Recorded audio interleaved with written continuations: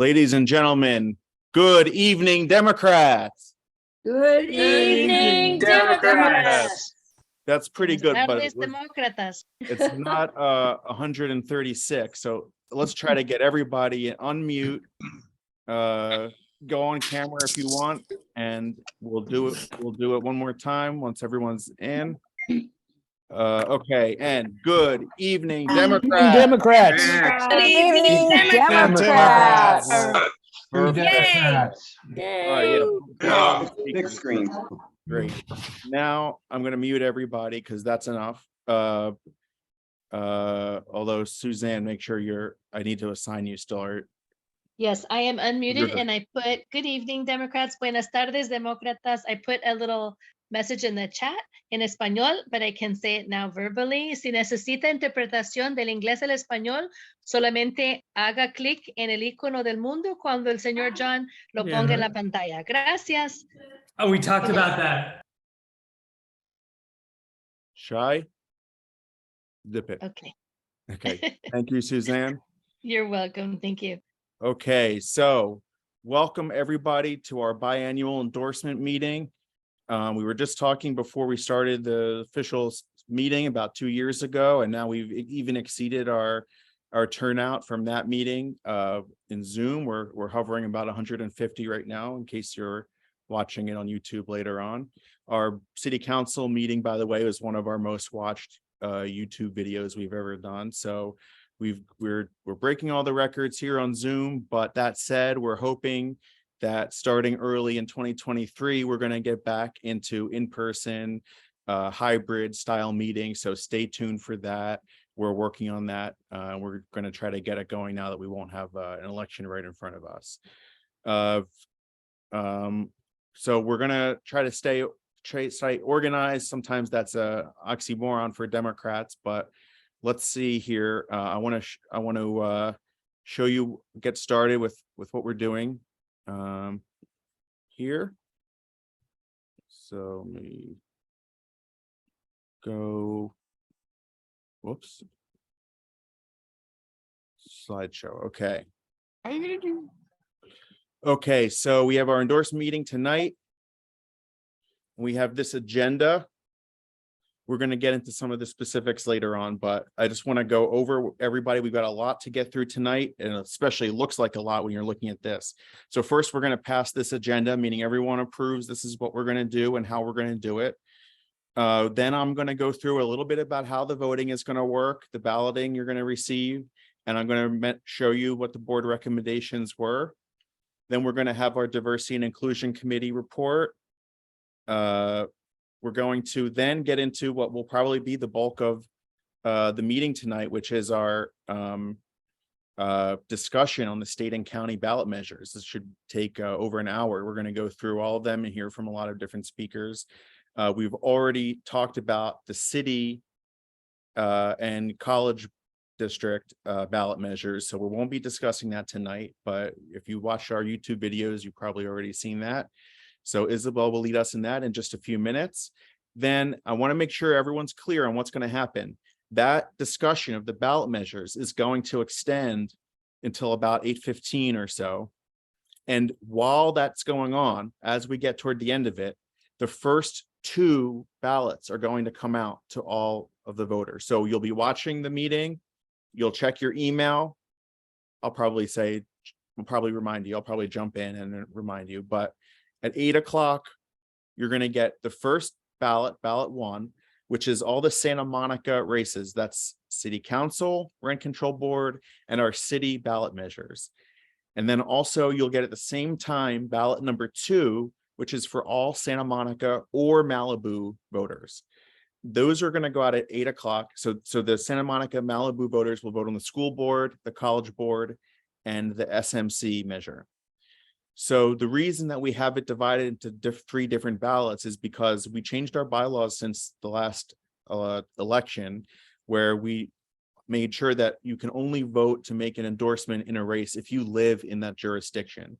So this past spring in the primaries, when we had our endorsement for the supervisor race or AD 51, we split those up so that you had to live in those districts in order to vote. Now this is a little bit easier because it's city-based. So Santa Monica voters are the only ones who are going to get to vote for city council, rent control board, and the ballot measures for Santa Monica. And then ballot number 2 includes the Malibu voters, and ballot number 3 is everything that's not Santa Monica, Malibu this evening, which is basically the state and county ballot measures. So that will go out a little bit later because we'll still be talking about that at 8 o'clock. So it would be too early to send that one out. So 1 and 2 go out at 8 o'clock. You'll be listening to the ballot measures. You'll vote on those first 2 measures. You're going to have at least a half an hour to vote on those 2 those 2 ballots. Should only take you 2 minutes to do each one. Okay, then at the conclusion of our discussion on the state and county measures, at that point, we'll send out ballot number 3, which is those measures. And then we'll have Danny give a political action committee report because it's not enough to just endorse in this election. We have a lot of work to do between now and November 8th to make sure that our candidates and the other Democrats in Southern California and our region get elected into office. So Danny's going to talk a little bit about that for a minute. We're then going to hear some remarks from some of the officials in Santa Monica who are retiring or resigned from office this year. As we go, we will hear the results for our first 3 ballots. And if we have to do a round 2, meaning we didn't get everything endorsed in the first ballot, so maybe we have a runoff where there's 2 candidates and you can choose one of those 2 or something like that. That will happen at that point in the evening. And then since everybody likes to do this next thing late at night, toward the end of the meeting, we will hear from Dan Hall on our proposed bylaws amendments. We'll discuss what all those are. We're not voting on that tonight. This is just going to be a discussion so that everyone's aware of what the proposals are. And at our next meeting, which is November 16th, which will be our post-election wrap-up meeting, we will have the actual vote on these bylaws amendments. And if you have any strong disagreements, you can pull them at that point. But Dan's going to get into the details on that. So tonight, just talking about what the proposed bylaws amendments are. Finally, we'll have our final endorsement results, and then we will adjourn the meeting. So now I want to know if there's a motion to pass that agenda. I move to pass the agenda. I second. Okay, so Mayor Himmelrich made the motion, seconded by Ted Winterer. All in favor? Aye. Aye. Okay, all opposed? Any abstentions? Okay, great. So the agenda is passed and we'll continue with that. And getting back right to where we were. Next item on the agenda. Is it? Sorry, I'm trying to pull it up. Here we go. Okay. Sorry, window management on my end. Okay. Back to the presentation. So now we're going to go to the balloting process. So we kind of went over this already, but just to make sure everyone's clear, these are the 3 ballots you're going to receive. The first 2 ballots are going to come in at 8 o'clock. The next ballot will come in a little bit after that. John, sorry, can I interrupt? Of course, yeah. Can you grant Suzanne interpreter privileges, please? Oh, absolutely, yeah. Gracias. One second. And also, John, are we skipping the DNI till later? It's on the agenda, I believe, right after. Got it. I see. Right after we do the board recommendations, but sorry, really quickly, let me do that interpretation. Yeah, no worries. Oh, it does say that she's in. Yeah, start. Okay, there we go. You're good. Okay. So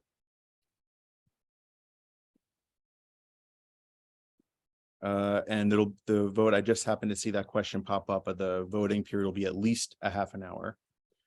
And I'll reiterate that once it starts. Okay, so just to make sure everyone knows what our recommendations are. And of course, some of you are going to be looking at this saying, what were they thinking? These are the worst recommendations ever. These are just the board recommendations. You're going to vote. You're going to vote for whoever you want.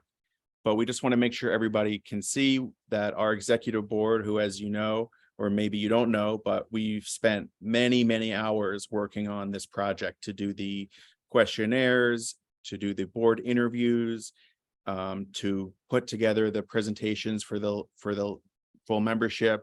And then finally, a week ago tonight, we were up until literally 2 o'clock in the morning working on our recommendations here. So this is how we landed for City Council: Ellis Raskin, Carolyn Terosis, and Jesse Zwick. For the Rent Control Board, Danny Ivanov, Erica Leslie, Kurt Gonska. For the school board, Stacy Rouse, Richard Tavilder and Jess Wayne, Alicia Mignano, and Lori Lieberman. And for college board, Cheyenne Roy, Thomas Peters, Barry Snell, Nancy Greenstein. And then for the ballot measures, CS, yes, GS, yes, PB, yes, DT, no. DTS, we ended up voting to support no endorsement, meaning not just that we couldn't find a consensus, but we actually are recommending that you vote no endorsement on that one. HMP, yes. RC, yes. EM, yes. SMC, yes. For the county measures, A and C are both yes. And then for the state ballot measures, 1, yes. 26, you'll see that we did not come to a consensus on that one. We were split. 27 is a no. 28, yes. 29, no. 30, yes. 31, yes. And these will be on the ballots as you receive them, just so you're aware of what our recommendations were. Okay, so enough of that. Let's get to our D&I presentation as we were talking about before. So let's hear from Raina Kirkland, the chair of the D&I committee. Great, thank you, John. And this is a lot of work you're doing tonight and everybody. So it's so great to see everyone here, and such a big turnout, very exciting. So I'll be very brief because I know we've got a lot to get to. Just want to share enthusiasm over our last diversity inclusion meeting, which celebrated Hispanic Heritage Month. And we had the honor of having our guest speaker, Angel Villas the La Senor, as our guest speaker, and he talked about his childhood. Some of you may know him, but those who were there said that they even got to know him even better. And then we had a discussion around anti-Semitism, and the big takeaway there was that, you know, sometimes there can be a jest or a joke about someone's diversity, maybe even coming from that person's diversity, but it's really important to recognize when feelings are hurt, it's not funny. So we learn a lot in our D&I meetings. We makes us better people, better Democrats, and we welcome all of you to join. If anyone wants to know about joining, please DM me in the message. And thanks so much for your time. Thank you, Raina, and the D&I committee. I'm always saying this, but if anyone's never had the opportunity to visit it, you should definitely stop in and check it out. Even if you don't participate or say anything, it's really interesting. They always have great programming, just like the main membership meetings, but it's you know, extra content and sometimes really insightful and exciting content. Definitely recommend it. Okay, so now I want to ask our membership VP, Mike Soloff, if he is interested at this time in closing the credentialing for our voting. Let's give people till 7:30 if that leaves enough time for you, John, because there are a couple of people who didn't have the link and I sent to shortly before the meeting started. Okay, sounds good. So just so everyone hears that, so if you are in this meeting and you didn't come in through the Google form and somebody forwarded you the link or something like that, if you plan to vote, you do need to fill out that Google form and make sure that you're all set so that we can get you your ballot. If you have any questions, you can send a private message to Mike, or you can send him an email and we can sort it out. But 7:30 is the cutoff for that. And again, the ballot itself will go out at 8. So, okay. With that, we're about to start the presentation of the ballot measures, but I did want to just take a moment and to address something from the previous meeting, and we're always trying to improve the Dem Club meetings as best as we can. However, we've gotten a lot of feedback from across the political spectrum, not directed at any one person, but several people, that some of the comments in the chat have been a little bit over the top. And again, it's not about any one individual that this is addressed to. I'm telling you, I heard it from the most pro this and the most anti that in the whole city have all reached out and said that they felt that some of the comments have crossed the line. And these were talking about people who I have great respect for and who I work with all the time, and frankly also people I don't have a lot of respect for. So the point is, there's lots of different people who have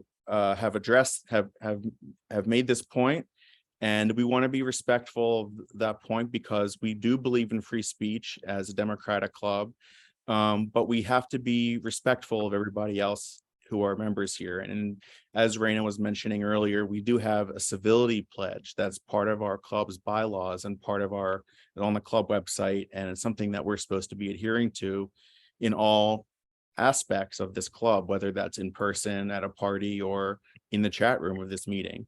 So we do ask that everybody please be respectful. We have no problem with debate. We have no problem with dissension, as John just said, but we do want to make sure that we're not doing personal attacks or overly negative. Let's say sometimes it can be on topic, but it can be stated in an overly negative tone. So we just want to try to be civil with everybody. If you look, there's 180 people here. I'm sure there's someone in this chat who you disagree with. Let's just try to be nice to that person tonight. And for the sake of this club, which is, meant to be for all Democrats in Santa Monica. So with that, we'll be taking a look and making sure that people are being respectful. And just to let you know, if you receive a comment from somebody saying it was disrespectful, it's not based on politics or ideology. We're going to be looking at this from a completely indifferent sense, and in that sense we're just looking at being respectful and being civil, following our civility pledge that some of our board members put a lot of time into putting that together. It came from our diversity and inclusion committee, and so we take it really seriously, and we want to make sure that everyone has a good time tonight. Okay, so with that said, we can now begin the exciting presentation that our VP of Legislation put together, and I'm really glad to introduce Isabel Story. Hi, thanks, John. So yeah, I'm very excited about this. It's been a lot of work putting this together. We have a great slate of speakers lined up for and against these propositions. So just to recap, there are 7 statewide propositions this year, and 2 LA County ones that we in Santa Monica will also be voting on. We're going to go over the highlights of each one.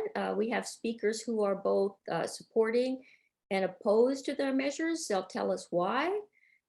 Each speaker is going to have 3 minutes. And then after that, they will each have 1 more minute to respond to what the other speaker said.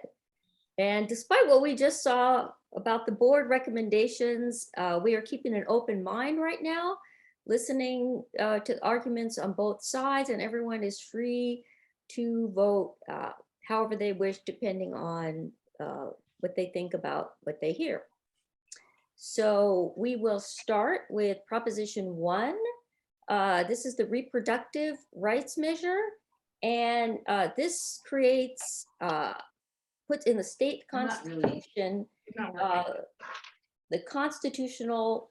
I think I can use this paper over. A little hard to read on the side. Okay, constitutional right to reproductive freedom, including the right to an abortion. So to speak in favor of that, we have John Erickson from Planned Parenthood, Los Angeles.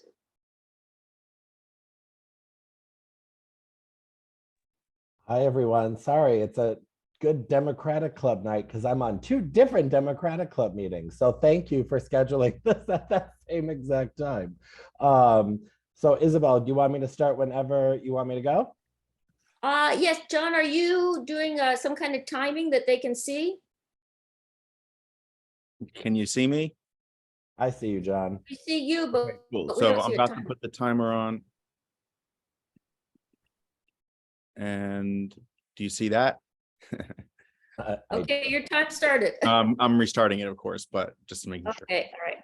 Go ahead. Eric, can you see John and the timer? Yes. Okay. All right. Is it Good. about started? Go. Great. Good evening, Democrats. It's so nice to be here with you in a club that I'm actually a member of. So I'm looking forward to voting on this as well. Although I am a West Hollywood council member, I'm coming to you tonight as the Vice President of Public Affairs, Communications, and Marketing for Planned Parenthood Los Angeles. Yes on 1 is a very simple proposition. It will ensure that people have the freedom to make their own medical decisions with their healthcare providers based on scientific fact, not political agenda. But you may say, hey, John, we already have the right to safe and legal abortion in state law. However, what happened in June overrode what we are looking at when it comes to the right for an individual to not only get a safe and legal abortion, but also to have a fundamental right to contraceptives. We all remember reading Justice Clarence Thomas's or Samuel Alito's opinion, where they said the right to privacy is a phony right and it doesn't exist. The right to privacy itself, which is exactly what the Sheila Kuehl law did way back when, the Right to Privacy Act, completely established the right to a safe and legal abortion out of that constitutional nationwide understanding of what Roe v. Wade was at that time. With the eradication of abortion rights at the federal level, we need states like California to step up and follow in the way of Kansas, which over a couple of months ago just passed their constitutional amendment, and more than right now, more than 75% of voters in California do not think that Roe v. Wade should have been overturned, but ultimately believe that individuals from all walks of life should have access to safe and legal abortion. California must not go backwards. We must ensure that we continue to move forward and protect those that are coming from out of state to get this care. We are seeing this care needed now. And when we think about the ways that individuals look to California to lead the way, Proposition 1 is exactly that. It upholds our values of standing with women and people who can get pregnant, but it also says that the state shall not interfere with an individual's right to reproductive freedom in their most intimate decisions. And that's what I really want to leave you here with. Do you want a politician telling you what to do with your body? I don't think so. If you do, message me in the chat. We'll talk later. But ultimately, Proposition 1 does just that. It's a simple proposition because that is what Californians have come to expect. Safe and legal abortion and access to contraceptives here in the state of California, well, we will ensure that anyone and everyone that needs care, while the federal government is going backwards, or while the individual states are trying to restrict this, we will not. We will move forward and we will win this November. Thank you so much for your time. Thanks, John.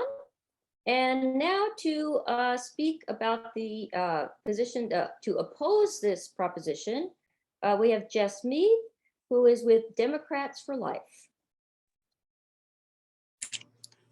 Hi, everyone. Just to make sure, can you hear me? Yes. Okay. Hi, everyone. My name is Jess Mead, and I'm the National Communications Director of Democrats for Life of America. I also am a member of the Orbs California chapter. Our org represents the approximately 1 in 3 Democrats across the United States who want limitations and regulations on abortion. I am here to tell you why we as Democrats should oppose Prop 1 and engage in a fuller conversation about the needs of Californians. First and foremost, what is the purpose of Prop 1 and is it really necessary? Advocates claim that we must pass something to protect Jess, I'm sorry, we can't hear you right now. Oh, am I back? Yeah, you're back. It may be true that many Californians want to codify Roe, but Prop 1 goes beyond Roe and endangers women by permitting unregulated abortion at any stage of pregnancy, even after viability. Under Prop 1, we'd be allowing an industry to regulate itself. The ability to regulate to keep people safe is a vital responsibility for those representing our communities. Prop 1 is an extreme proposal that would override current abortion law and permanently allow taxpayer funding of late-term abortions without limit. Whether you support the legality of abortion or not shouldn't matter. A no vote on Prop 1 keeps existing California law on abortion the way it is now, which is at 24 weeks, the point before viability. Recent polling shows that most voters oppose taxpayer funding abortions and support reasonable limits on late-term abortions. Prop 1 is an expensive measure and will force people who want to avoid participating in abortion to pay for it, including for people out of state. The California legislature has already increased abortion funding by $200 million this year. There is no equality or freedom under Prop 1. Prop 1 gives top funding priority to people seeking abortion at the expense of individuals and families who struggle to pay for healthcare, housing, groceries, gas, and childcare. We know from data and statistics that those in underserved communities are often overrepresented in abortion data and statistics. Under Prop 1, California will have zero barriers to abortion, but there will still be many barriers for those who lack resources and support to carry and raise children. Instead of focusing on a bill that will not address the root problems of abortion, California can and should lead the way in a post-war America by finding common ground and compromise. Prop 1 is a worst-case scenario for abortion in California. Opposing Prop 1 makes the most sense for Californians, and we stand ready to work with our fellow Democrats, even those who believe in abortion rights, to advocate for better legislation in California. Okay, thank you so much, Jess. And now we're going to go back to John. John, you have a minute to either respond to what Jess has said or just make any additional comments. Thanks so much. And it's great to be here with you all.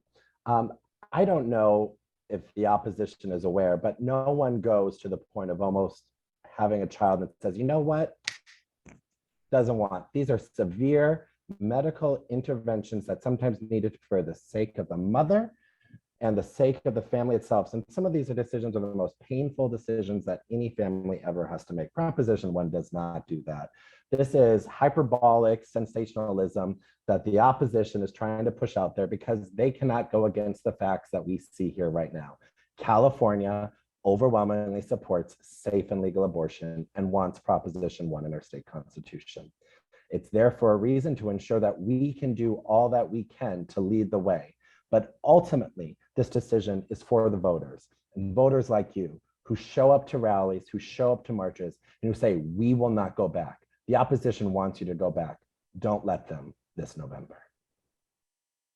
Okay, and Jess, you have one more minute to address that or any final comments. Yes, and I think that we can find a lot of common ground in this legislation, that the legislation right now permits abortion late term for medical reasons, for life of the mother, for fetal abnormalities. So why not just keep it as it is? It would permit elective abortion in the late term after viability. So even if you're pro-choice, we can look at that and see that why would we be permitting abortion for healthy babies and healthy mothers at that point in late term? They do happen, and by passing this legislation, we would be allowing that. So why not just keep it where it is right now?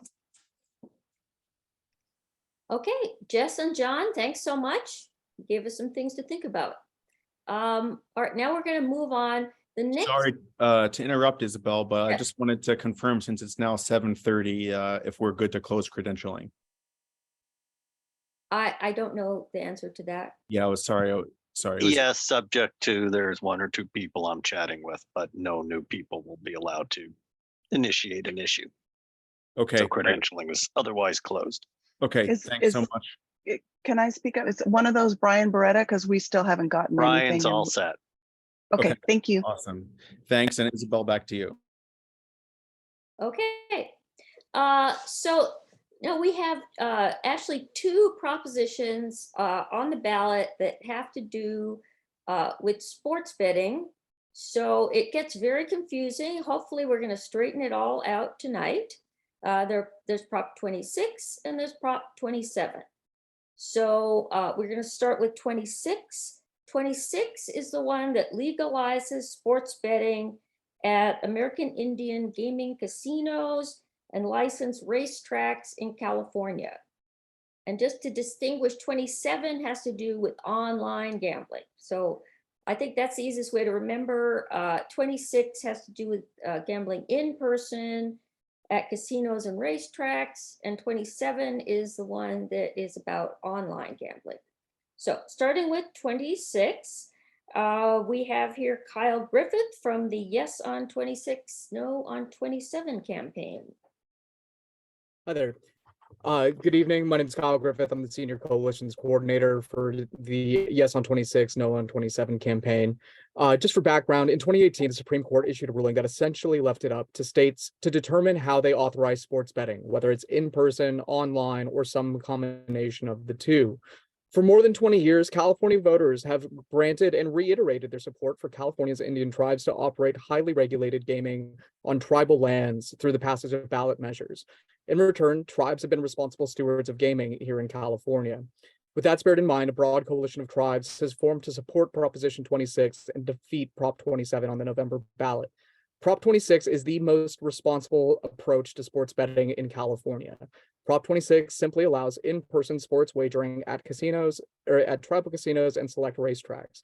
All bets must be placed in person with age verification to ensure safe gaming and reduce the risks of underage gambling. It also authorizes new games like craps and roulette, while also establishing additional funding to treat and prevent problem gaming behaviors, as well as additional resources to the Department of Justice to regulate these new forms of gaming. Prop 26 is the only measure on the ballot written by tribes and supported by dozens of tribes. Prop 26 will also help non-gaming tribes by increasing the funds that they receive through the Revenue Sharing Trust Fund by more than $900,000 per year. These funds will help non-gaming tribes develop critical infrastructure on tribal lands to help enhance the safety of the tribe and surrounding communities and protect against natural disasters, as well as build infrastructure, housing, and provide education. Tribal gaming as an industry is a powerful economic engine for tribal and non-tribal communities alike. Annually, the tribal gaming industry supports and creates over 150,000 jobs, generates nearly $27 billion in economic activity, and shares over $1.7 billion in revenues to state, city, federal, state, and local governments through tribal state compacts. Gaming also affords tribes the opportunity to support their respective regions through charitable investments and providing essential funding for community needs that would be otherwise unmet. Prop 26 is a responsible way to introduce sports wagering in California and will create more jobs and economic activity. Prop 26 is supported by dozens of organizations throughout the state, including the NAACP, La Raza Roundtable of California, the Lourdes Huerta Community Foundation, dozens of Democratic Party central committees, the California Young Democrats, and further organizations. We urge you to vote yes on Prop 26 this November, and you can visit yeson26.com for more information. Thank you. Okay, thanks so much, Kyle. And now to speak in why we should be opposed to Prop 26, we have Adam Seiden from the No on 26 campaign. Yeah, thanks. I appreciate it. I am asking the Santa Monica Democratic Club to please join with Ask Me California, the LA Times, every major newspaper that has opined on it, almost a dozen cities in LA County alone, to oppose Proposition 26. This growing coalition opposes the measure, not even about how it sets up sports wagering, but it's because of, in addition, a poison pill they included that attacks the card rooms and threatens 32,000 jobs and $500 million in local tax revenue for the communities of color where they operate. The LA Times described it that Prop 26 amounts to a toxic brew of industry interests designed not only to enrich the funders, but also to push away their competitors. And the Southern California News Group noted that Prop 26 is an audaciously cynical measure, giving the tribes the tools to harass their longtime competitors, the card rooms. Now, I know it's hard to go against something that the Native American tribes are sponsoring, you have to remember it's not the way they're trying to make it sound. They make it sound like all of the tribes are asking you to support this, but only about 25% of the tribes even support Prop 26. There's a whole other coalition of large tribal casinos led by the San Manuel Band of Mission Indians who had their own sports betting proposition for 2024. They gathered signatures. That other coalition is made up of, we're not just talking about like there's a few rural tribes that have signed on to the Yes in 27, but we're talking about major tribes that you know and you've worked with, and their version doesn't devastate our cities. That's why the coalition has no issue with the San Manuel version. So while the Democratic Party stands with tribes and wants to protect their sovereignty, we don't believe it should come at the expense of union workers and other communities of color. That's why the California Democratic Party back in July decided not to support the measure. They're neutral. There are, as more organizations are learning about this, they're coming out opposing it. As I mentioned, every major newspaper, recently the Sacramento Bee came out opposed to it. That was the most recent one. Other clubs that are opposed to it, Culver City Democratic Club, Model City Democratic Club, Muslim Democrats of Southern California, San Diego Labor Democratic Club, Modesto Progressive Democrats, United Democrats in San Gabriel Valley just tonight, West Hollywood, Beverly Hills Democratic Club. There's a lot of Democratic clubs and Democratic organizations that are coming out opposed to this. Don't even have time to get into why so many animal welfare organizations are opposed because of how it gives a lifeline to the horse racing industry, which, the issues with a horse. So just I'm asking you to please stand with AFSCME union workers, protect communities of color, and please oppose Prop 26. Thank you. Okay, well, thanks so much, Adam. So Kyle, now we're going to go back to you and you have 1 more minute. Thank you. The opponents of Proposition 26 are the large and well-funded cardroom casinos, primarily in LA County, that have a very long and well-documented history of breaking the law, including facilitating loan sharking, money laundering, as well as bribing public officials. Quite simply, they're trying to attempt to fearmonger about what our measure does in order to avoid the additional scrutiny it will bring. Prop 26 simply strengthens our existing gaming laws while also approving new games and ensuring that California benefits rather than allowing black market sports betting to continue. Prop 26, quite simply, is the safest and most responsible option for California to authorize sports betting this year.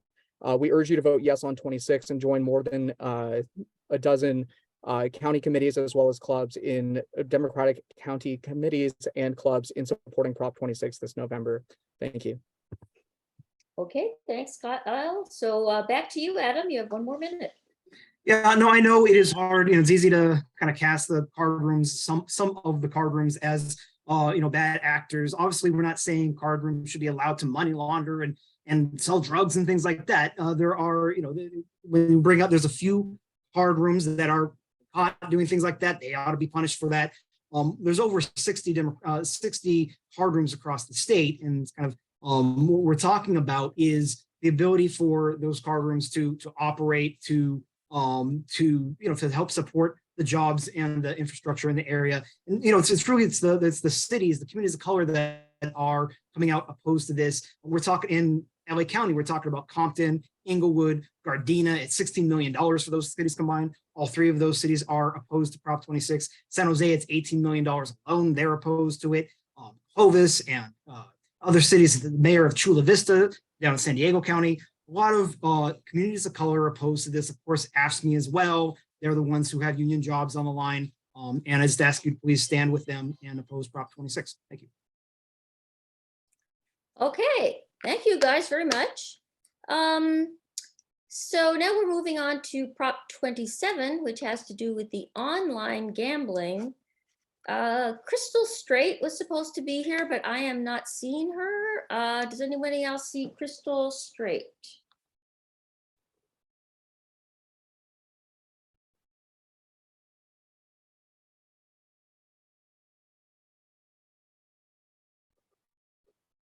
No? Okay, so I had thought if it would take me a minute, that if this happened and someone did not arrive, that I would read the ballot arguments, but let me see if I can find that fast enough. Yeah, sorry about this. I think Okay, we're on 27.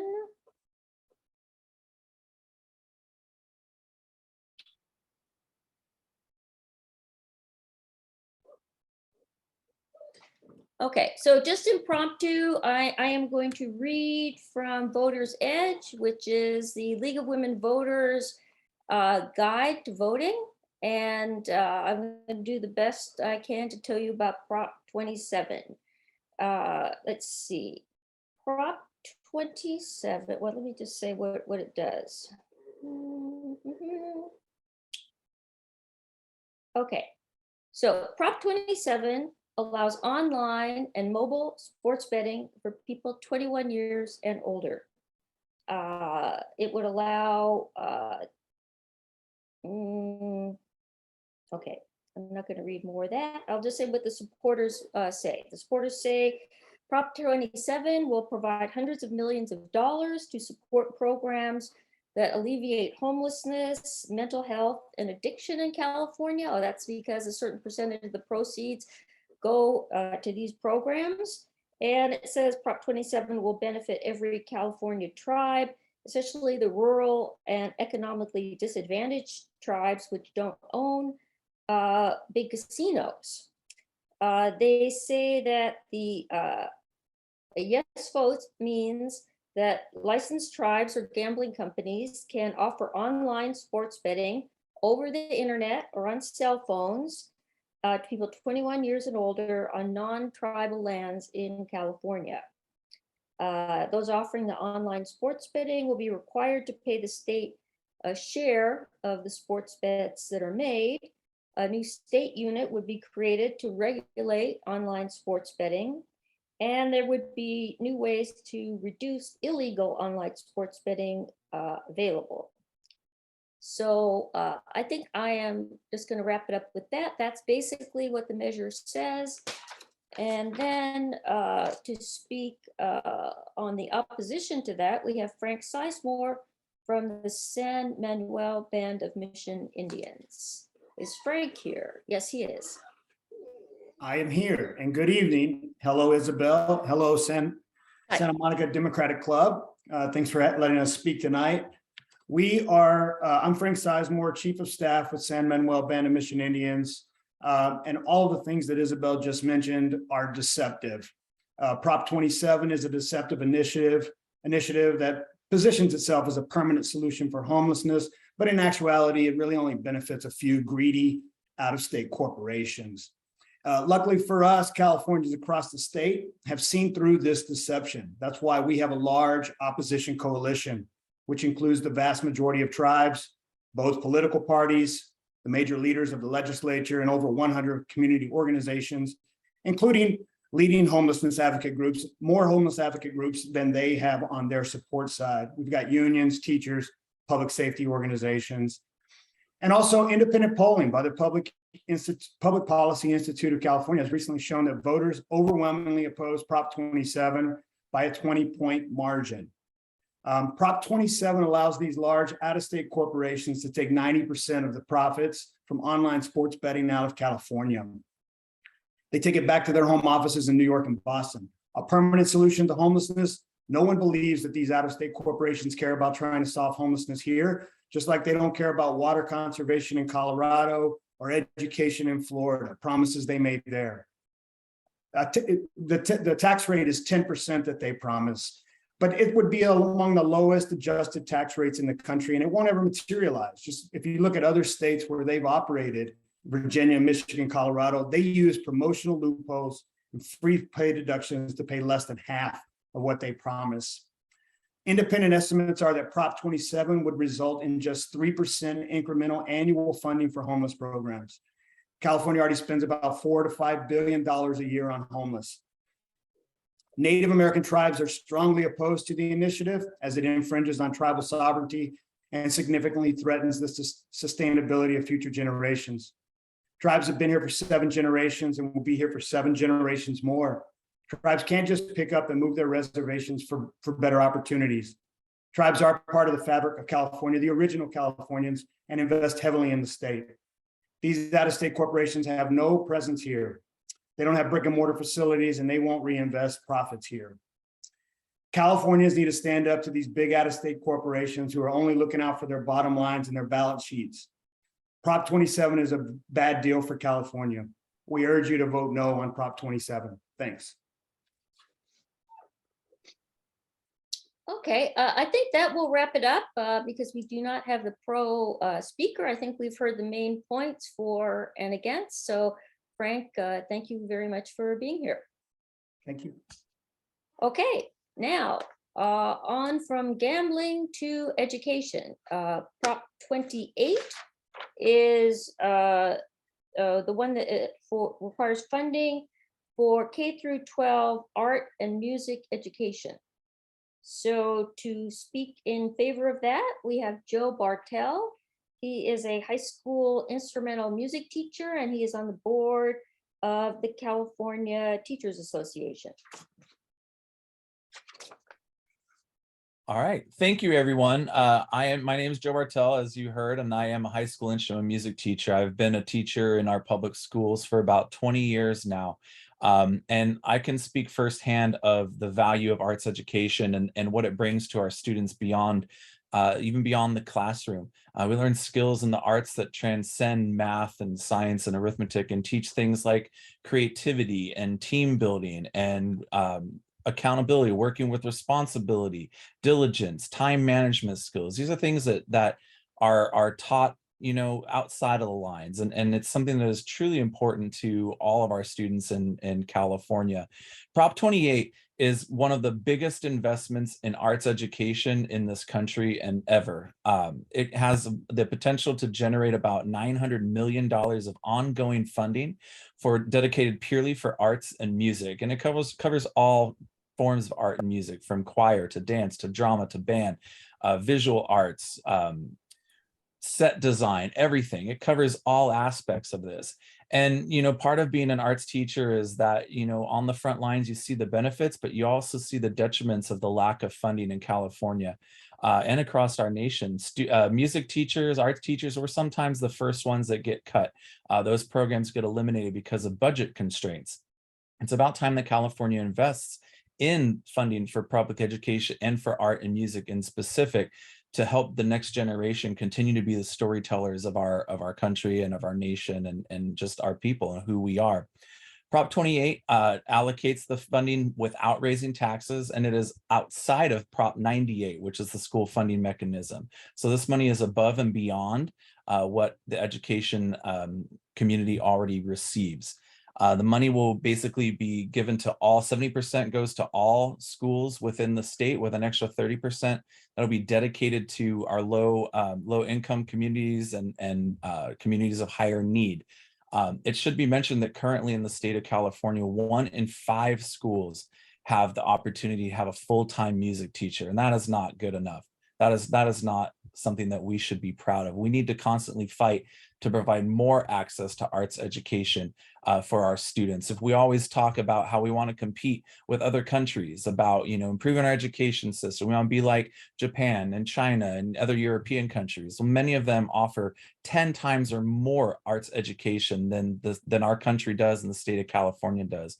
So it's time to put our money literally where our mouths are and support Prop 28. It's supported by the entire Education Coalition, the California Democratic Party, the United Teachers of Los Angeles, numerous folks within the arts community, SAG-AFTRA, and a whole coalition of artists and other community members. So I urge you to support Prop 28. Okay, well, thanks so much, Joe. And for the opposition, there actually is no organized opposition to Prop 28. There are no registered opponents. There's no ballot argument against it. I did look, you know, for editorials and so on. There are a couple of them. So I will just bring up the one question that seems to be in a few scattered editorials. And actually last year, the LA Times came out against this in November. But this was before it was fully formulated.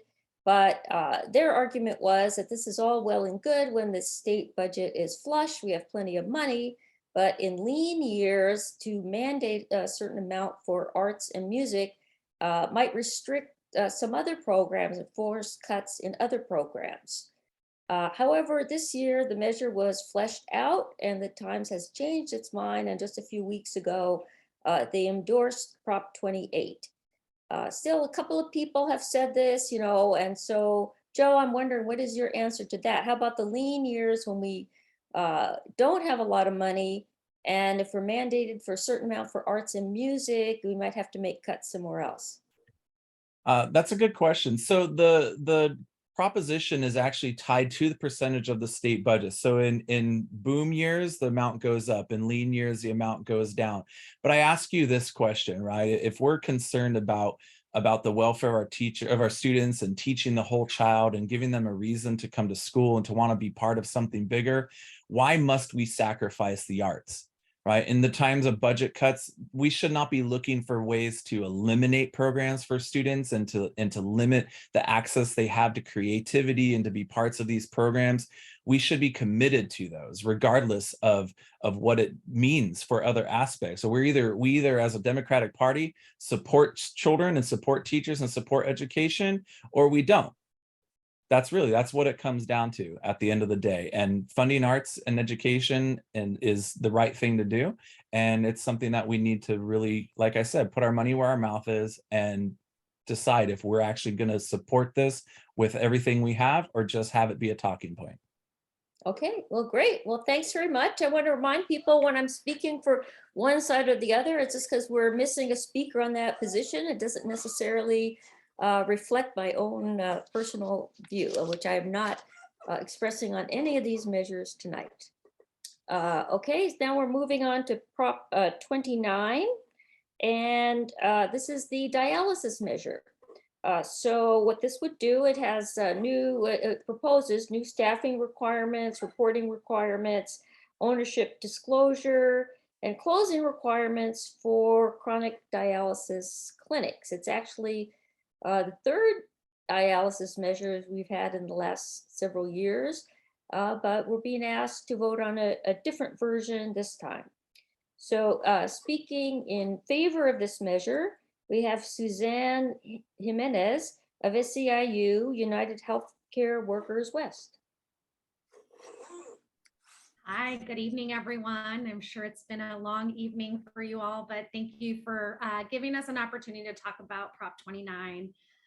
So as Isabel said, I'm Suzanne Jimenez. I'm with SEIU UHW, and we are the proponents and supporters of Prop 29, which is a dialysis measure. But before I get into the particulars of the measure, I just want to kind of set some context around dialysis. So many folks may or may not know what dialysis is. You really don't have to know about it until either you or a family member is impacted by it.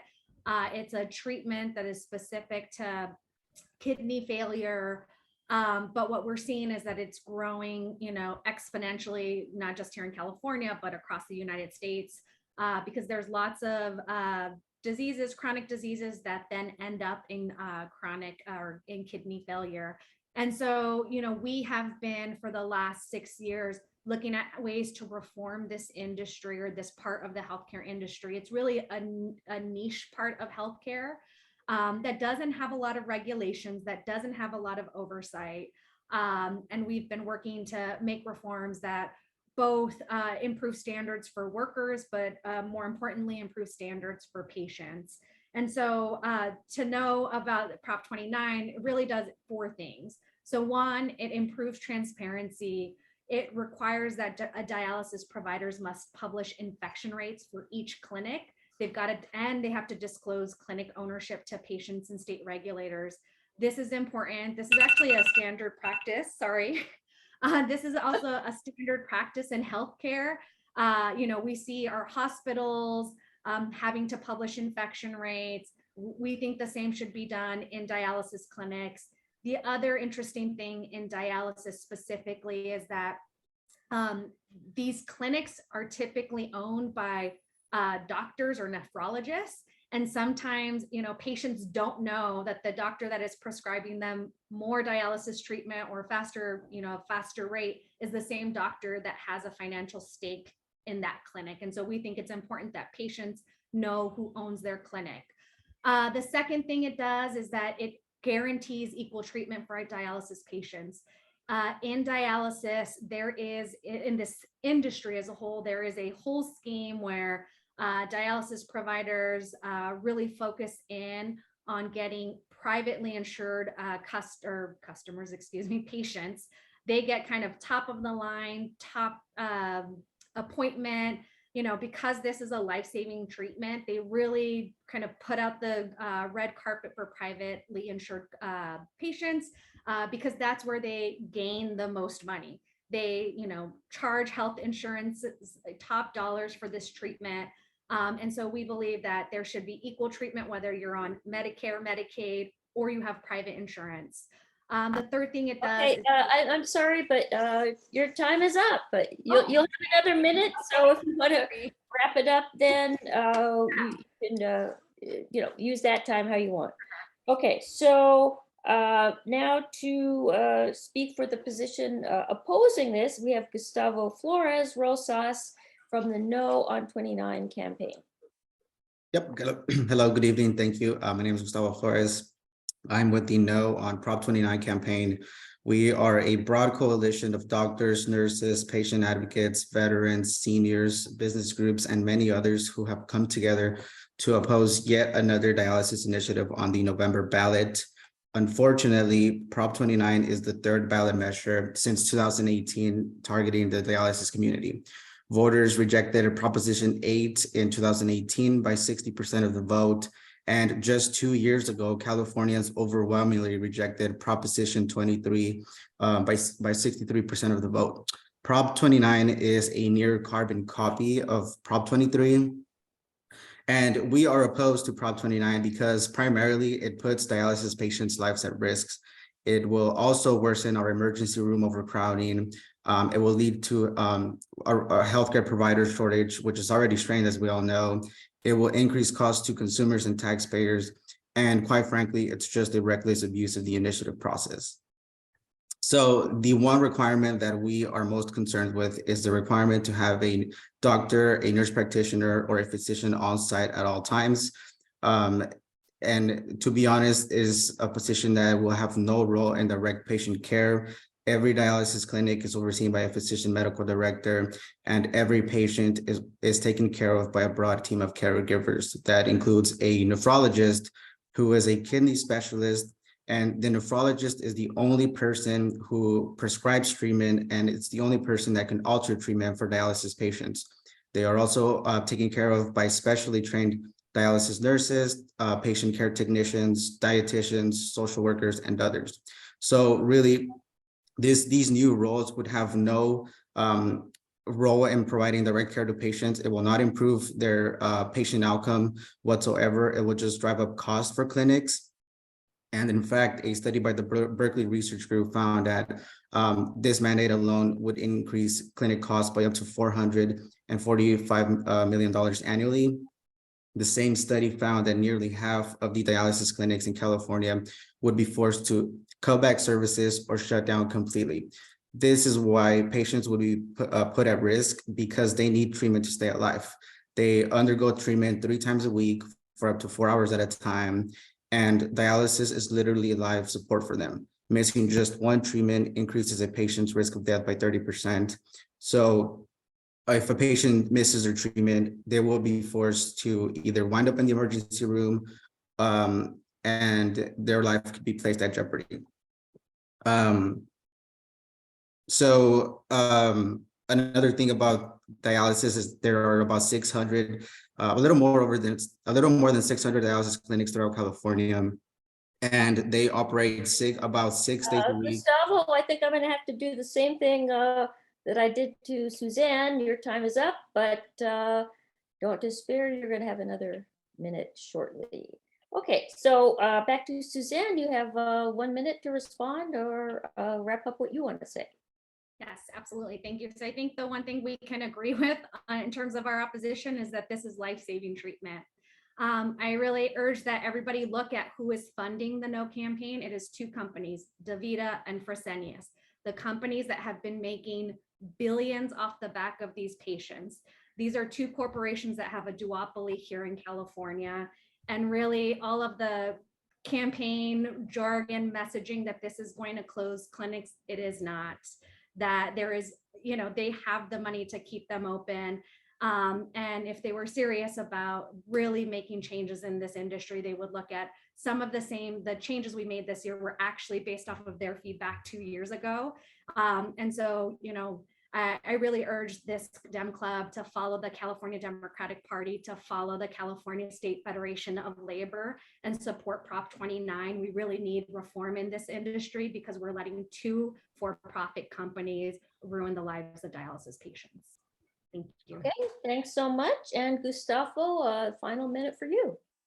So dialysis clinics cannot operate without complying with all the regulations enforced by the state of California and the federal government. To the proponent's point, in order to be operational, every dialysis clinic needs to meet the standard. There are over 300 regulations that every dialysis clinic needs to comply with to be functional. And patient satisfaction and patient care outperforms the national average every year. Every year, CMS, which oversees dialysis providers, they conduct a survey to dialysis patients, and they always rank California patient care and patient satisfaction amongst the highest in the nation. So that's really just not true. The standard of care in dialysis clinics is very high as it is. That is why every major editorial across California is opposed to Prop 29. In fact, Prop 29 is the only proposition that is opposed by every editorial board. So every editorial board opposes Prop 29. They know that it's abuse of the initiative system, and it's quite frankly the wrong way of doing organizing, this is what it's about. It's about organizing dialysis clinics, not about patient care. And unfortunately, dialysis patients are being used as political pawns. Okay, well, thank you so much, both of you, for those views and that information. Now we're going to go to a different subject. It has to do with taxes, Prop 30. And this increases tax on personal income over $2 million by 1.75%. And it dedicates the revenue to zero emission vehicle projects and wildfire prevention programs. So to speak in favor of that, we have Denny Zane from Move LA. Hello, I'm not sure whether I'm on. Am I on? You're on. All right, great. So hi, Denny Zane, Move LA. Move LA is one of the 2 organizations that convened the process which produced Proposition 30. The other organization was San Francisco-based SPUR, a longstanding think tank and policy advocacy organization in San Francisco. SPUR and Move LA got together to express to each other our concerns that our strategies to address both climate change and air pollution were not getting us as far as we needed to go, especially in light of the report in 2018 from the IPCC that said that climate change was going much faster than had previously been predicted, and there was a real urgency. We had about a decade maybe to turn things around. And so that was the alarming moment that really triggered for both Move LA and SPUR a need to think about a statewide ballot measure. We started a process almost 2 years ago today, bringing together experts and advocates, environmental justice advocates, environmental advocates, elected officials, state agency leaders, et cetera, to talk about, the question was, if we had a ballot measure that could generate a boatload of money, how should we spend it in order to fight climate change and help to clean our air? And after about 7 of these seminars, symposiums we called them, with over 60 experts participating and almost 1,000 people in the audience, the conclusion was clearly that transportation was our first priority and preventing wildfires would be a co-equal priority.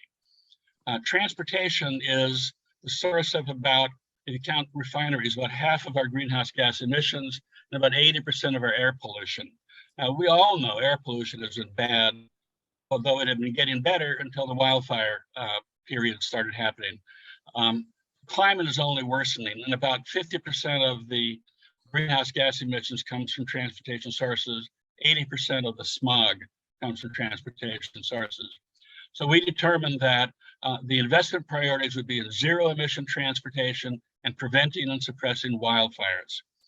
Now, when you look at transportation, a lot of the talk has been about light duty EVs, and that's a good and important thing to invest in. But that is a sector that I think we will complete our efforts to transition away from gasoline fairly shortly, 5 to 10 years. But in this measure, it makes a priority of light duty EVs for the first 5 years, but thereafter, the priority will shift to heavy duty vehicles. And I mean by that, everything that runs on diesel. The goal will be ending diesel dominance in California, as well as gasoline dominance, so that virtually everything that operates in the state can become a zero emission technology. Now, this, of course, is crucial for the efforts worldwide, because California is like the 5th largest economy. But I must say, when Joe Biden announced in the Inflation Reduction Act that he was going to invest a significant amount of money into climate as well, that was our explanation for how things would spread from California to other states.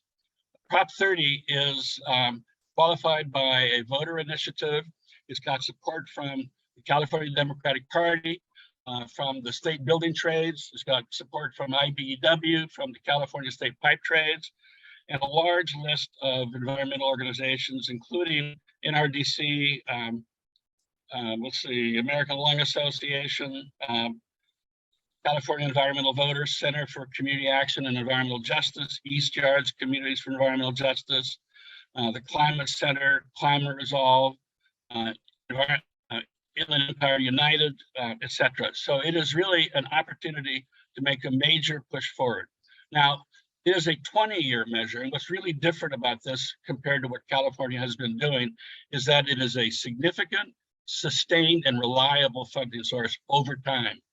The goal here is to transform industries, in particular, the industry of the heavy-duty trucks and trains and ships which operate on diesel power or bunker fuel.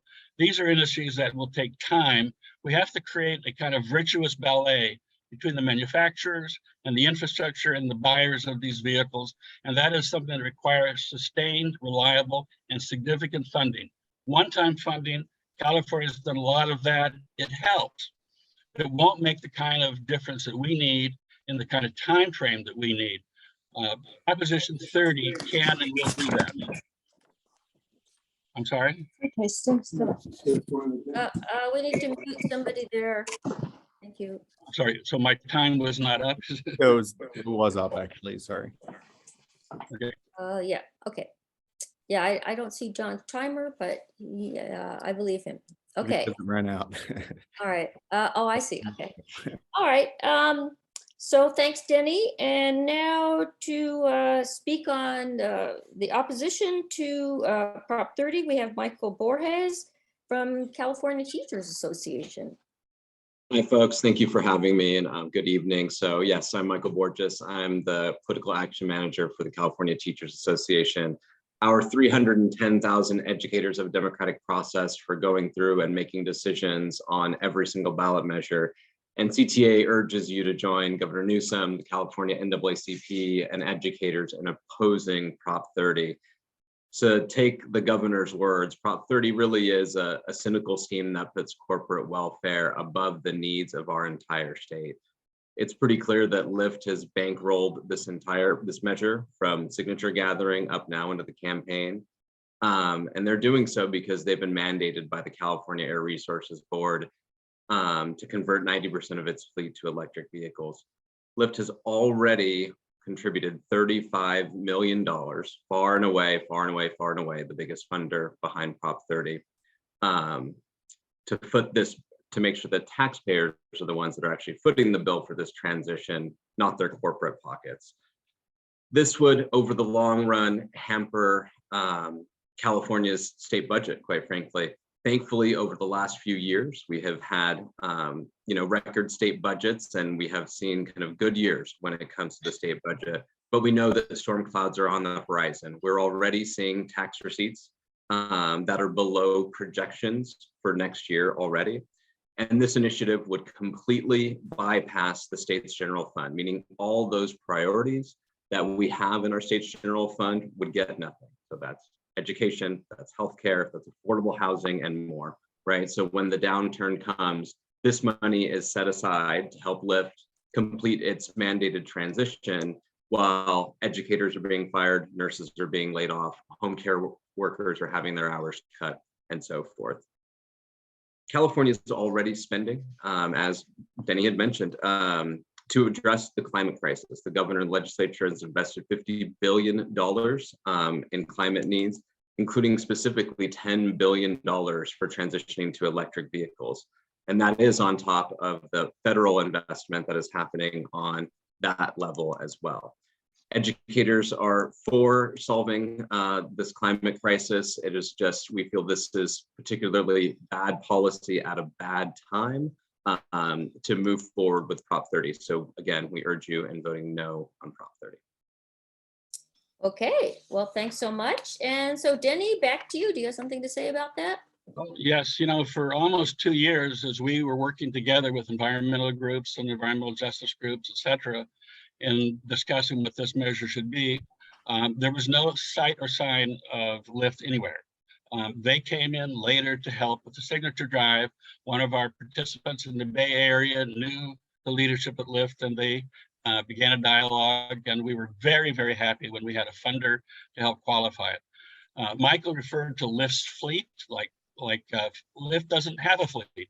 Lyft, the vehicles that are operated in the Lyft enterprise are individually owned by their drivers. Lyft has no infrastructure. Lyft will get zero money from this measure. It has been a complete distortion. Yes, there will be a larger number of EV drivers in our communities. Thank God for that. We will benefit, but Lyft will benefit, yes, from that, because that will make it easier for them to meet the mandate of having 90% EV drivers. It is utterly false to say that Lyft gets any kind of direct financial benefit from this measure, or that they devised it. I just don't know where that came from. Maybe it's from all of the anti-tax groups that are opposing this measure. If you went to the No on 30 website, that's what you would see, the usual list of Republican and business community anti-tax organizations, other than, of course, California Teachers Association and Governor Newsom, who each have, I think, their own reasons for why they chose to take that side. There is an urgency. The urgency is climate. The urgency is wildfire. Okay, thanks so much, Jenny. And Michael, you have 1 more minute.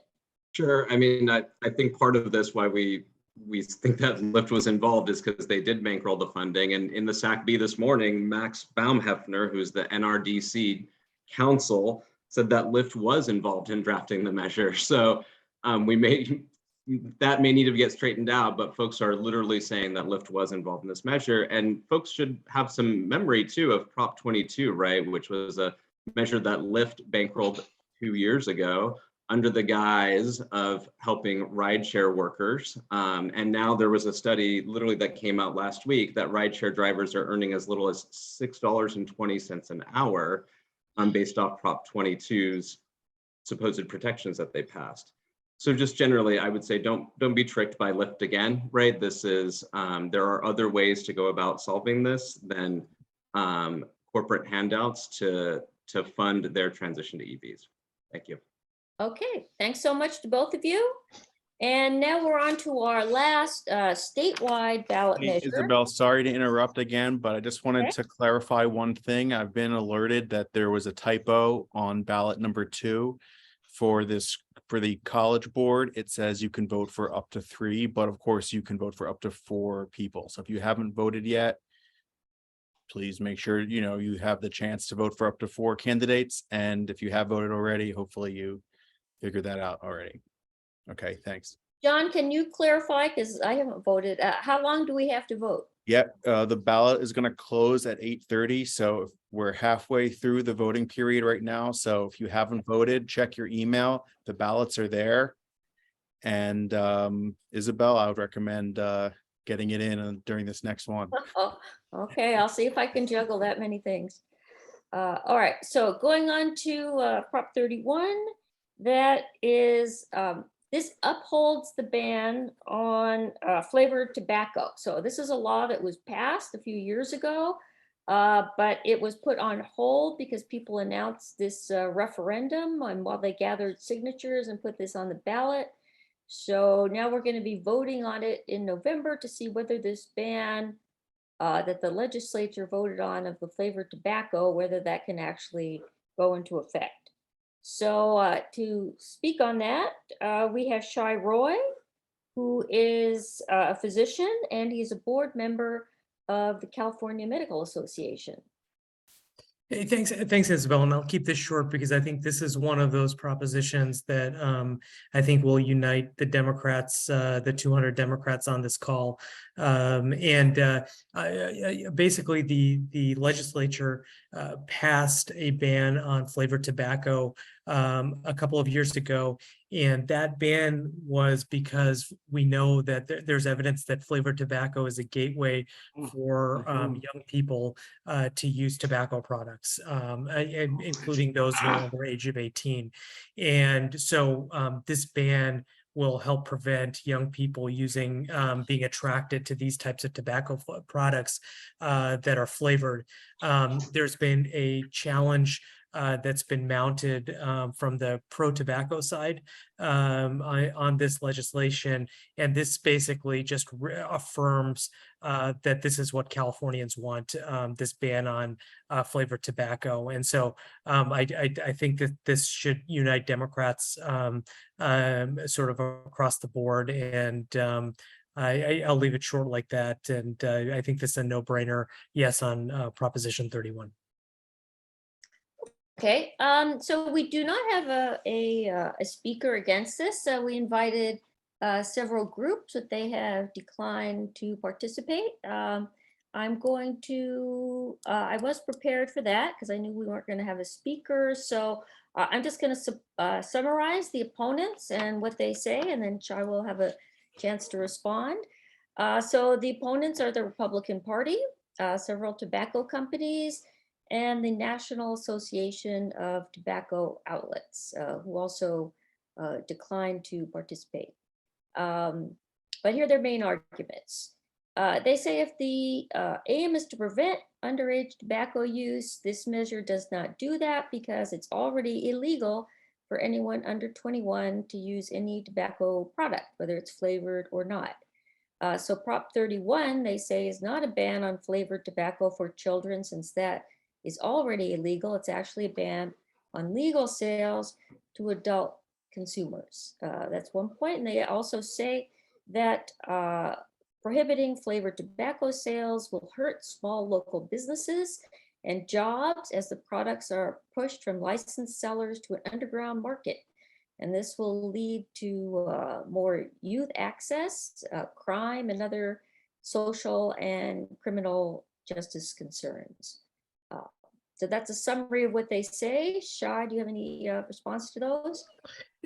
I'll just 2 points. One is you can see who the the opposition is. It's the California Republican Party and tobacco companies. And then secondarily, while children are not allowed to buy tobacco products, we all know, and we've seen, we can see it in locally, children do have access to tobacco products. And so the reality is children are able, particularly in high school, are able to get access to those products and are more likely to get hooked in by flavored tobacco products than other products. And so that's just, the sort of the on the ground reality. And so there is a real benefit to banning these flavored tobacco products. Okay, well, thanks so much. So there you have it, people, as far as the California measures. Those are the 7 California measures. Now, also on our ballot, we were going to have 2 LA County measures. The first of those is Measure A, and this is a measure put on by the Board of Supervisors, and it would allow them to vote to remove the sheriff from office for cause with a 4/5 vote. So that's something they can't do now. They would like to be able to do that. So here to speak in favor of that, we have Ambrose Rose, who is with the remove the, no, that's not right. That's okay. Oh, no, check the sheriff coalition. There we go. Thanks so much, Isabel. Hi, everyone. I'm here to speak on Measure A. Measure A is a common sense measure for sheriff accountability. So Measure A would amend the county charter to authorize the Board of Supervisors to remove a sitting sheriff in a 4/5 vote. And the Board of Supervisors, in order to initiate this vote, must show cause. What does cause mean in this case? This is breaking the law, lying in official statements, obstructing investigations into deputy misconduct, stealing county funds, or failing to stop deputy gangs from brutalizing our communities. This measure came about from the Sheriff's Civilian Oversight Commission after years of testimony about a culture of abuse of power by the Sheriff's Department. LA has a history of sheriffs who disregard the law and cause great harm to the public. Former Sheriff Lee Baca was recently convicted on federal charges of obstructing investigations into violence by sheriff's deputies within the jails. He was recently released from prison. Sheriff McDonnell stymied investigations into deputy gangs. And now Sheriff Villanueva has obstructed inquiries into deputy gangs, violated court orders, and retaliated against those who speak out against the department. Measure A, is also put forth by families impacted by deputy gangs and violence by deputy gangs. The Check the Sheriff Coalition is led and grounded by these families and decades of organizing. No more than 120 community and labor organizations have urged for this measure. And we can finally establish checks and balances to hold any sheriff accountable. No sheriff is above the law. And as Supervisor Sheila Kuehl said, and I know she represents Santa Monica, it's really about the ability to hold somebody accountable when they have a very powerful position. And Supervisor Holly Mitchell on Measure A, the issue of sheriff accountability before us is both urgent and systemic, having impacted past generations of Angelenos, but also with important consequences for the future. Unfortunately, the county has had a long and troubling history with sheriff oversight and transparency. And this measure is supported by Supervisor Holly Mitchell, Supervisor Sheila Kuehl, and Supervisor Hilda Solis. Okay, thanks so much, Ambrose. And so we have actually scheduled Sheriff Alex Villanueva to speak against this measure, but is he in the house, John? I'm right here. You are, there you are. Okay, there you go. Sheriff Villanueva, welcome. And it's your turn to tell your side of this.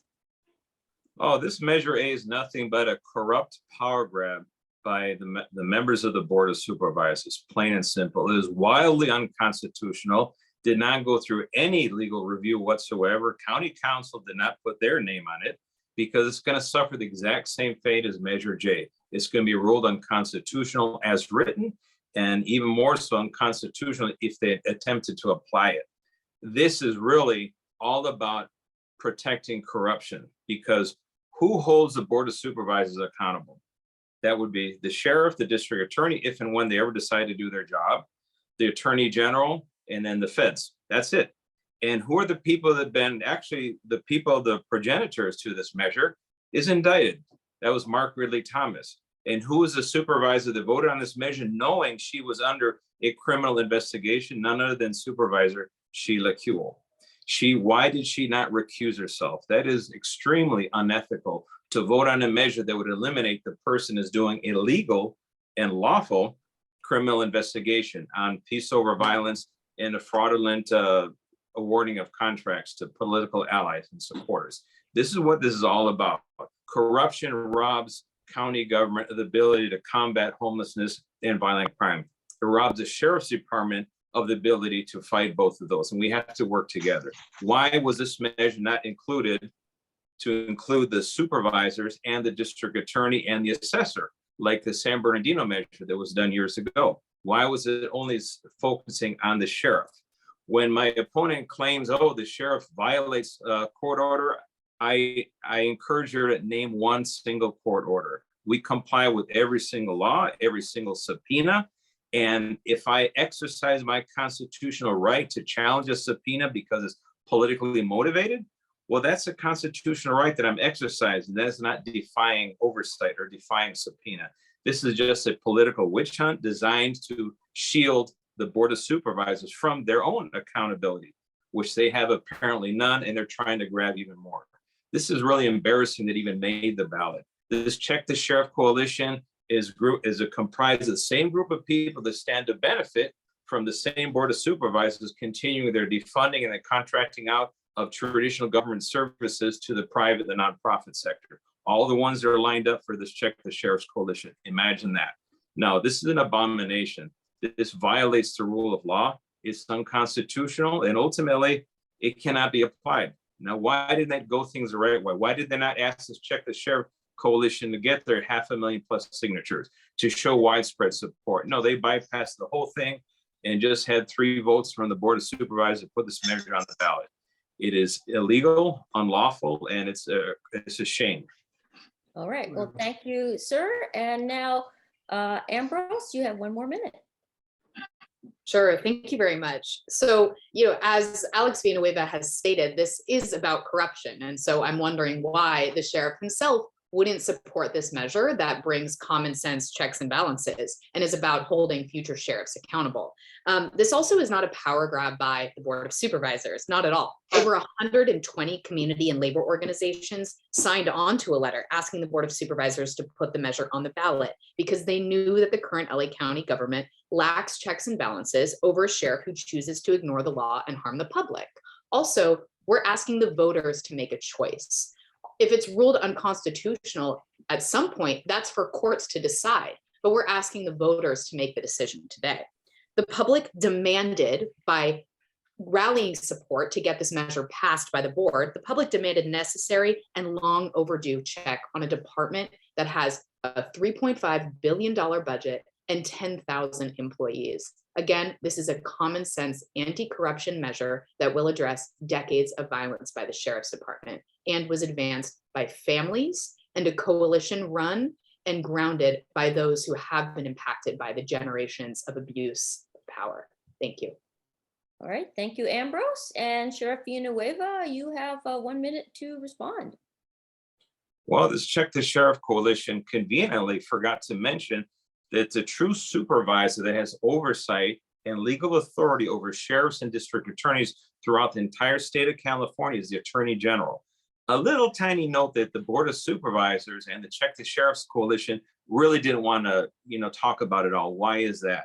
Because this is going to give 4 people the ability to veto the vote, the Democratic vote of 5 million voters. That is an abomination of our republic and our democratic values. And this is embarrassing, really. And you think about it, imagine everybody goes to the polls. Why didn't this Check the Sheriff coalition, if you represent the population, why didn't you recall me when you had the chance to recall me? Because you don't have community support and you know it.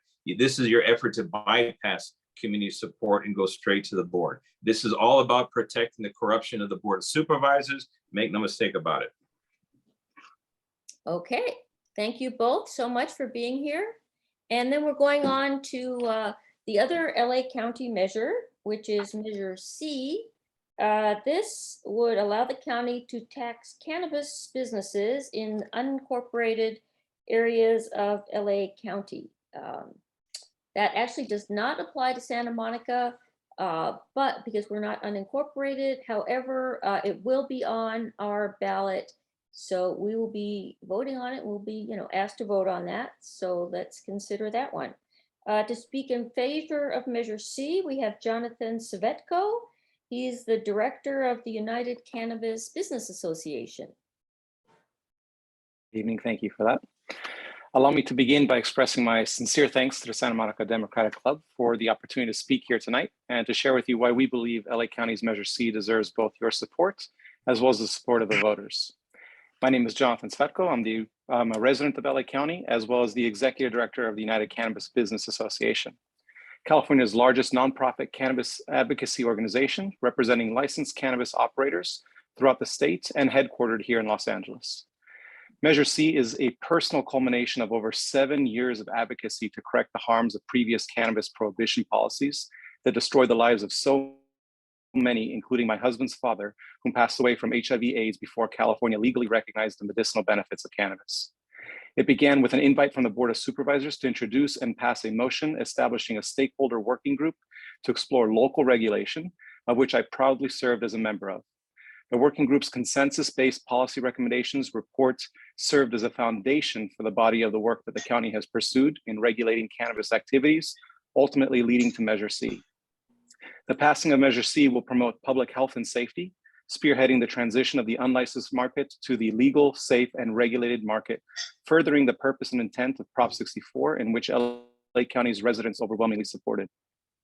Measure C will provide funding for the county's development of a cannabis social equity program that will prioritize license ownership for those who have been the most affected by previous prohibition policies. In LA County alone, it's estimated that over 200,000 residents had their lives and families destroyed by being sent to jail for years over something as simple as a possession charge. The revenue raised by Measure C will seek to undo those harms by providing support for social equity licensure opportunities, funding technical assistance, access to capital, pathways to jobs, and more.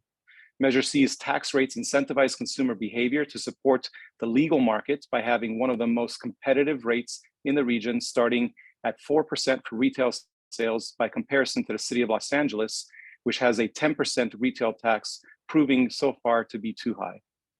Additionally, Measure C will provide an added enforcement tool against unlicensed cannabis operators whom currently evade paying any taxes.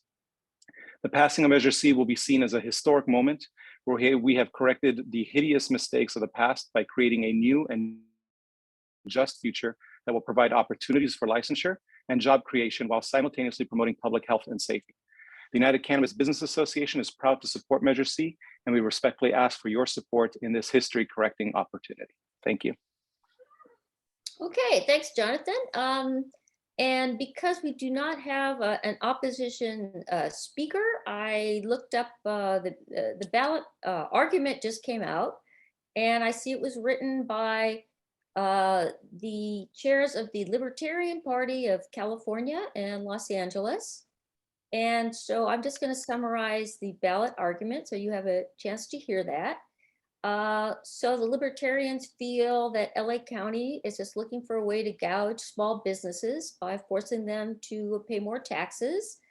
They say that taxes such as this are why there's a black market for marijuana, and which is estimated to be twice the legal market. They believe that the buyers are going to be turned off by the higher prices of legal marijuana when there is a cheaper illegal alternative. They also argue against it because they call it a forever tax. That is a permanent one that increases every year. And they're feeling the local governments are bloated and they are just looking for new things to tax. There's also some opposition to this for rural communities. There's one representing town councils in the Antelope Valley where illegal marijuana growing operations have become a problem. And they are concerned that this measure is going to invite more illegal operations with the accompanying violence and environmental damage. So Jonathan, I'm going to give you a chance to respond to some of those things. Thank you. The argument against Measure C is flawed and inaccurate. The county currently does not license the retail sale of adult use cannabis in the unincorporated areas. The tax is necessary to both support the establishment of legal local cannabis activities, as well as provides funding for both a social equity program as well as enforcement. Measure C establishes one of the lowest tax rates in the region and allows for the board to reduce or increase the tax as needed. Not having a local tax would be irresponsible and would critically hinder the efforts for transitioning the unlicensed market to a licensed market. Thank you all again tonight for letting me participate here. Okay, thanks so much. So thanks so much to all our speakers. I'm really impressed with everybody having their concise arguments and shedding so much light on these measures. Gives us all a lot to think about. So that's 7 California measures, 2 LA County measures. I hope everybody has enjoyed the evening and the new information we got, and will be a little more informed when they go to vote either tonight and also, of course, in November. That's it. Back to you, John. Thank you so much, Isabel. Thank everybody. Let's give Isabel a round of applause for moderating this, and thank you to all the speakers who are here for speaking, pro and con and everything in between. Really appreciate it. So now the next before we move on to the next item, we do have results for our endorsements. So we're going to announce what those are right now. Oh, hold on. I want to make sure I'm not revealing anything with the screen. Okay.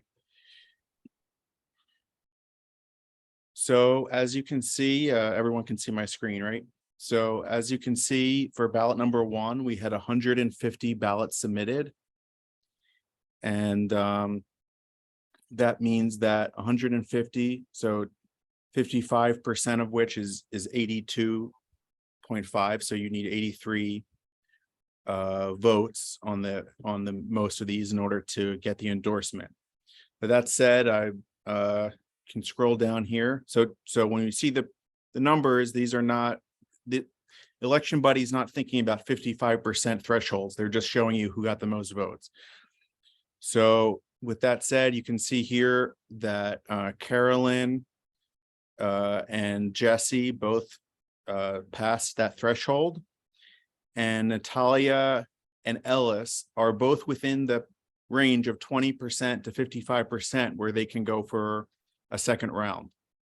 So I want to thank Sam, Mota, Armin, Malconians, and Troy Harris for participating, but they're no longer going to be eligible for the endorsement for round 2. And we'll be hearing from Natalia and Ellis on that momentarily. But we can keep scrolling down here. You can see that the rent control board went to the 3 candidates on the ballot. So congratulations to them. And then for the ballot measures, we have measure CS, yes. Measure GS, yes. Measure PB, yes. Measure DT, no. Measure DTS, no endorsement. Measure HMP, yes. Measure RC, yes. Measure EM, yes. And now we will flip over to the second one. And so for this one, there is 155 ballots submitted. So 55% of that would be 86 votes. We can scroll down here and see that Stacy Rouse, Richard DeVilder and Jess Wayne, Elisa Mignano, and Lori Lieberman all surpassed the threshold. So they're all 4 of them will be endorsed by the club. Congratulations. And for the Santa Monica Board of Trustees, despite the confusion over the number of votes, it doesn't look like too many people were confused by that, because all 4 candidates did get endorsed. So congratulations to them. Shai, Tom, Barry, and Nancy, congratulations. And Measure SMC also is endorsed. Okay, so before we continue. You should be ashamed of yourself. This is no transparency. This is. Well, Kat, I don't understand what the problem is, but we spent the last 2 meetings talking about the city council, the ballot measures, the rent control, college board and school board. So. And I'm muted again. That's how it goes. You just unmute. Just mute her. I don't want to hear her. Hey. You don't want to hear me, Sue Himmelrich? Excuse me. No, it was not Sue Himmelrich who just said that. Now, here's the thing. I'm chairing the meeting. So if you'd like to make a point. This is so undemocratic. It is disgusting. This is not democracy for our city. It is vile. Thanks, Kat. We haven't heard why. We don't understand. We spent the last 3 Don't understand. Everybody is speaking. I need to change the settings so that people can't unmute. No. Kat, can you tell me what the problem is? She should be able John, to. it's not No, fair they for you keep, to they talk to keep one on, they person. keep unmuting me. This is not democracy. She's hijacking the meeting. I That's agree, John. I don't think she should us. be allowed to break in like this. She's hijacking the meeting. Anyone Exactly. can. Anyone can unmute No, I don't want to hear Nobody else anybody. said- We're gonna deciding to follow the unmute process. myself. Anyone can unmute themselves. No, This we is want not to hear our chair. democracy. The We wanna hear SM our Dem had president. already We Okay. want to decided hear our on president. the I wanna candidate. hear- Okay, folks, I don't usually do this, but The I just, SM Dem Club had already decided on the candidate. Cat, The SM Dem, Cat, the SM, Cat. I'm chairing the meeting. Thank you. You interrupting me is out of order. So if you have something to say, you can raise your hand or you can put it in the chat, which I know you've already done. Mayor Himmelrich. Yes, I'd like to make a motion, and that is that if people have objections to the conduct of the meeting, that they put those objections in the chat, in writing in a numeric list, so that we can all see what the real objections are. So, because hearing people yelling over each other is not at all helpful. So when I see that list, I'll look at it and think about it. And I think that everybody here will too. But the idea of simply shouting over everybody and saying it's your not meeting. democratic. Mayor Himmelrich, this is not your club. And you have not been recognized This in is the not meeting. your club. But it is my club and you've not been recognized in the meeting, Kat. Well, I've made my motion, so that's a motion. Is there a I second? for second the motion. Seconded. Motion's been seconded, so we'll have a vote. All in favor, please raise your hand.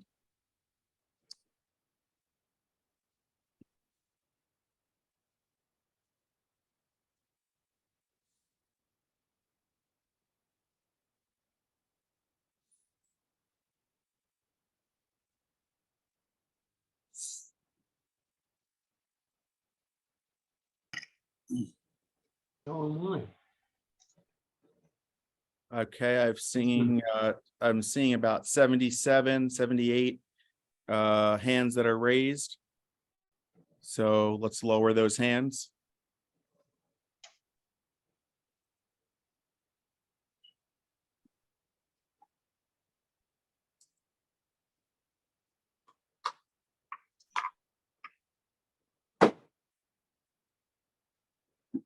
Last few hands, if you can lower your hand, that'd be great.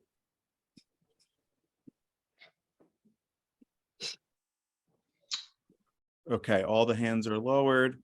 Okay, now all opposed to the motion, please raise your hand.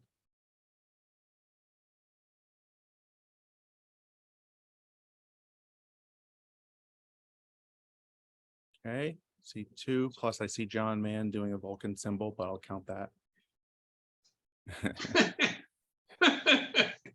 Okay, so I see 7 hands raised. There are other symbols I could think of. We don't need to see those. We have a civility pledge. Okay, so we have 8, we have 10 hands up, so the motion passes. And if anybody has an issue, well, let me call for abstentions, please. Okay, I'm not seeing any. So here's the situation. You can put the issues in the chat. We'll certainly take a look at them.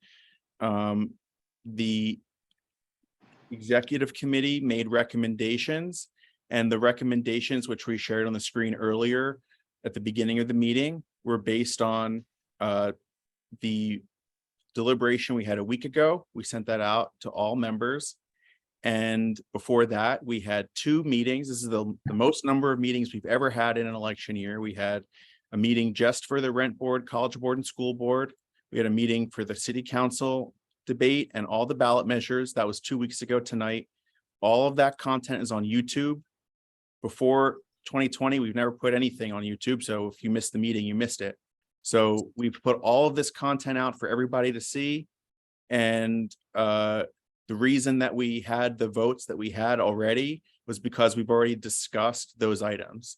And because we haven't yet had the chance to discuss the ballot measures, that's why we haven't voted on the state and county ballot measures. So we're going to be putting that ballot out in a few moments.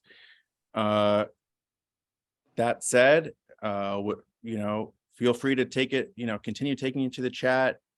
You know, the issues can be aired there. In the meantime, we will move on to Don, this is Nat. This good trustee from Santa Monica College has her hand up. I don't know if you want to recognize. I'm sorry, I didn't see it. Is it oh, I see now. Yes. Trustee Margaret, go ahead. First of all, John, I want to apologize to you and to the club because I got so frustrated that I was in the mix of the people who said, shut the comments down, you know, interrupting you. And I interrupted you too. And I want to apologize to you and to the club because, you know, I've been part of the club for 30 years and I've seen everything. And I just think that tonight, I'm really sorry people felt the way they did. And I'm sorry I let myself get frustrated. And I just want to apologize, especially to the executive board and the other members. I should have just been in the chat or shut up. But thank you, John, and I apologize. I appreciate that. Okay, so we're now going to move on to hearing from our candidates for round 2. And after that, we'll continue with our agenda for the evening. So we're going to hear from the candidate who received more votes first, and that's Natalia Zernitskaya. And she can line up 3 speakers. So if you'd like to speak on behalf of Natalia, please raise your hand, or Natalia, if you have someone you'd like to designate, maybe you can coordinate that. And for Ellis also, if you have 3 speakers you'd like to speak, everyone's going to get 1 minute each.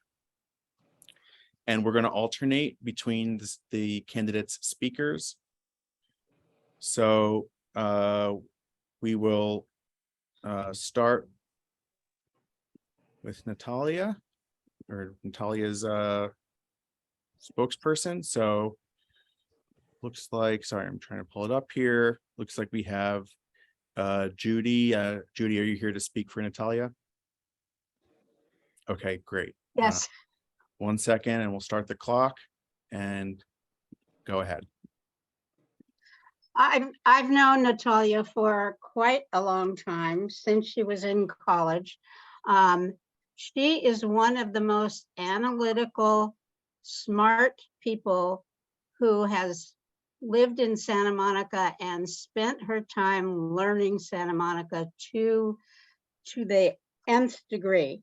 She is a financial analyst, and we need that on the council. We need the skills that she has as a finance person, as a member of the council, not just a person to be speaking in as part of the public, but she should be there. She is one of the smartest people that I know, and she's ready. She reads all of the staff reports. She's done that for years, and she knows all the issues deeply, unlike some of the council members that are on the council right now. Hey, thanks, Judy. And let's see, is there speakers lined up for Ellis? Or Ellis, did you, Nat, are you? I'm for Natalia, but I'll wait my turn. Yeah. Okay, great. Okay, Denny, I see Denny's hand up. Let's go to Denny. Yes, I am very pleased to argue in favor of Ellis. Ellis stands out as a candidate for the city council, not only by virtue of his intelligence and his professional experience, which are quite strong, but also by virtue of his experience, actual experience in the governance of the city. No other candidate running for this position has anything like that kind of experience. Ellis was one of the members of the Planning Commission wrestling with the challenges of a housing element that included many mandates from an unreasonable state of California. And it really required both intelligence and political acumen to thread that needle. He did so brilliantly. I was very impressed. He's been a regular participant at Santa Monica Consumer Renters' Rights meetings as well. We've got to know him over the years. And I wish I'd be able to say that of other candidates, but I cannot. He is exceptional. Thank you. So now we'll go to Nat for 1 minute. Thank you, John. My reason for supporting Natalia is I've served on a couple of nonprofits with her. And as I look at the council and look at what's going on in our community, I think we need somebody who is not only smart, which she is, we need somebody who has balance in terms of communication. And I like to listen to people, and I like to get feedback before I come up with my conclusions.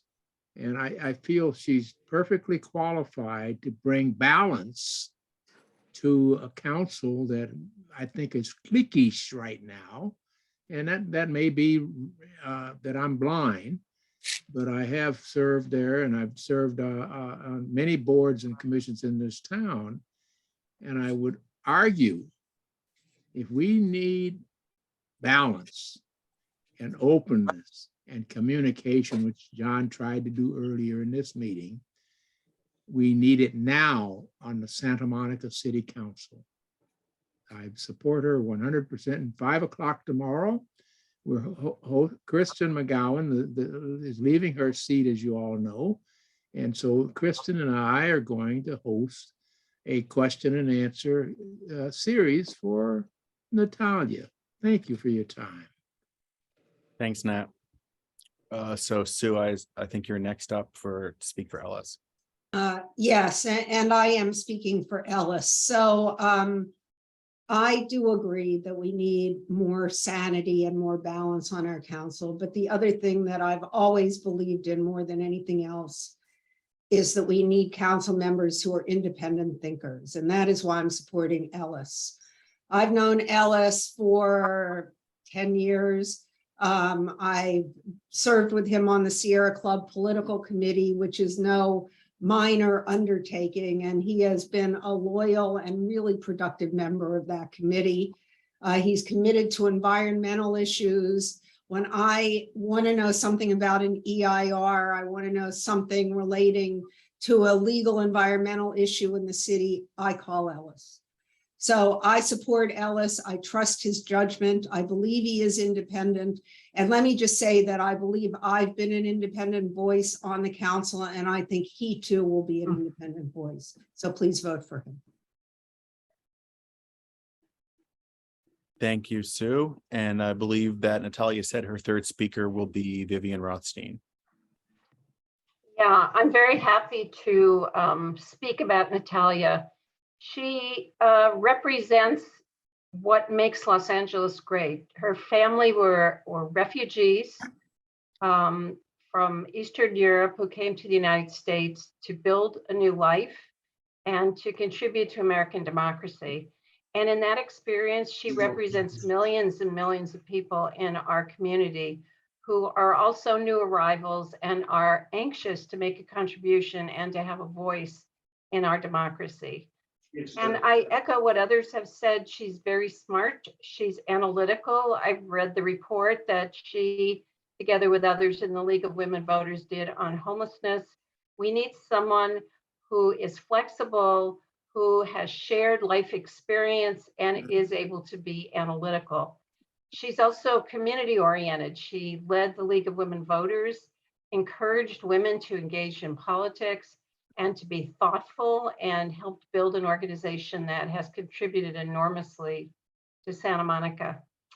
And lastly, she's a renter and she lives in the Pico neighborhood. And I think we've all wanted the Pico neighborhood to have more of a voice, and we've wanted renters to have a very substantial voice in our council. So for those reasons, I encourage you to support Natalia. Thanks, Vivian. And the last speaker for Ellis will be Dolly Sloan.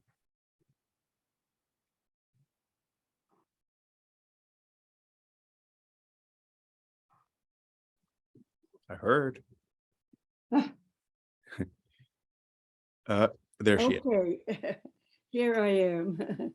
Yes, I apologize. I was muted. Yes, I'm going to tell you about an experience that I had with Ellis, which is really one of the main reasons I support him, is that he wants everyone to win. He wants to validate that when there is an issue of conflict and it needs to be resolved for the greater good, he will step in and offer creative suggestions which work. I saw that on the Landmarks Commission when the owner of an apartment complex on San Vicente wanted to completely change the landscaping, which was very beloved and used very well by the tenants. And in doing so, he would have destroyed, I think it was 5 or 6 very mature and healthy trees, which we all know we need. And Ellis, unfortunately, the commission voted in support of the owner, and Ellis filed an appeal with the city council. And then he went to the owner and said, well, if you will, let's negotiate, let's try and find something where you can take out the trees that may be endangering the building. Oh, sorry, but you're a bit over time at this point. If you want to just quickly wrap up. Yes, in the end, it was win-win because the owner agreed to keep the mature trees to allow a substitute for the lawn that would not destroy things, and he got to remove the right to remove the trees that were endangering the building. So everyone won, and Ellis withdrew his appeal, and that's the end of the story. So the beginning of the story is vote for Ellis. Great. Thanks so much, Dolly. Appreciate all the speakers. And yes, I see Kat. Do you have a quick comment? I do. It was already very clear that this was fixed. We have emails that sent out to everybody that showed your candidates for school board. We desperately need candidates on our school board that are invested in students and education. We do not need political gain. We do not need candidates on there that are multi-term, that are completely out of touch, that have special interests and construction interests. This is, quite frankly, like extremely disappointing and kind of expected, I guess, from the SM Dem Club. It was fixed from the beginning. And we have emails to prove that. All right, we're looking forward to seeing the proof. Dan, yeah, go ahead. Comments on election results were not agendized for this evening, and I recommend we move on, please. Okay.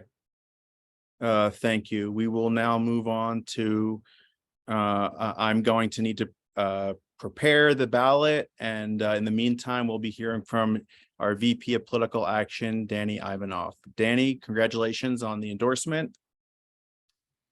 Hi, everyone. So a couple announcements to make. So this Sunday, October 2nd, from 11:30 a.m. to 2 p.m. is going to be our last postcarding event of the cycle. It's going to be on the Santa Monica Pier at the back patio of the Albright's restaurant as usual. This weekend, we're going to be postcarding for Christy Smith. This is a district that we really think we can flip this cycle. So again, this is the last one of the cycle. So if you haven't gone to any yet this year, I strongly encourage you to come support and postcard for Christy. We're also in the middle of planning 2 canvassing events. Right now, we are targeting the last 2 weekends before Election Day, so the weekend of October 29th and the weekend of November 5th. We're going to be targeting 2 congressional districts, again, Christy Smith's districts, as well as Jay Chen's district in Orange County. We're still in the middle of planning and figuring out all the logistics. But keep an eye out for your emails for over the next couple weeks with details on that. The last announcement that I want to make is that on Saturday, October 8th, there's going to be a Reproductive Justice is Life rally at 4 p.m. at Palisades Park. This is going to be going on at the same time while a pro-life group called Unite for Life is holding a big rally on the Santa Monica Pier on the same day, the 8th at 4 p.m. Organizers of the Reproductive Justice is Life rally strongly encourage you to wear pink or another bright color. So please show up and support reproductive freedom. Thanks, everyone.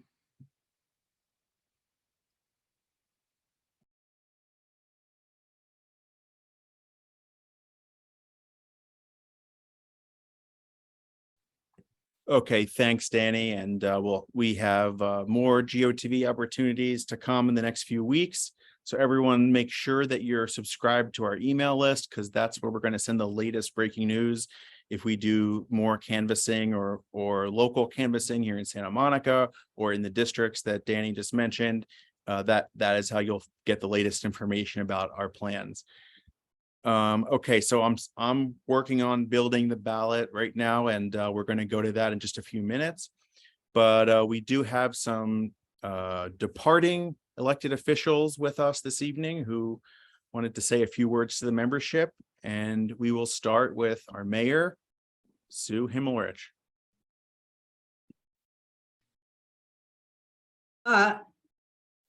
Thank you, John. And I think, as most of you know, I am not running for office again. I said when I began serving that I would serve for 8 years, and that is how many years I will have served when I step off the dais on December 6th. This club has been a real home for me. Mike Soloff, the membership chair, is my husband, but more than that, John is my dog's brother or something, right? Takes her 1 day a week. If you don't know Katie, Katie loves John more than she loves anybody. And we love John and Anjali. We had a shower for them. Look, I love this club. I love all of you in it.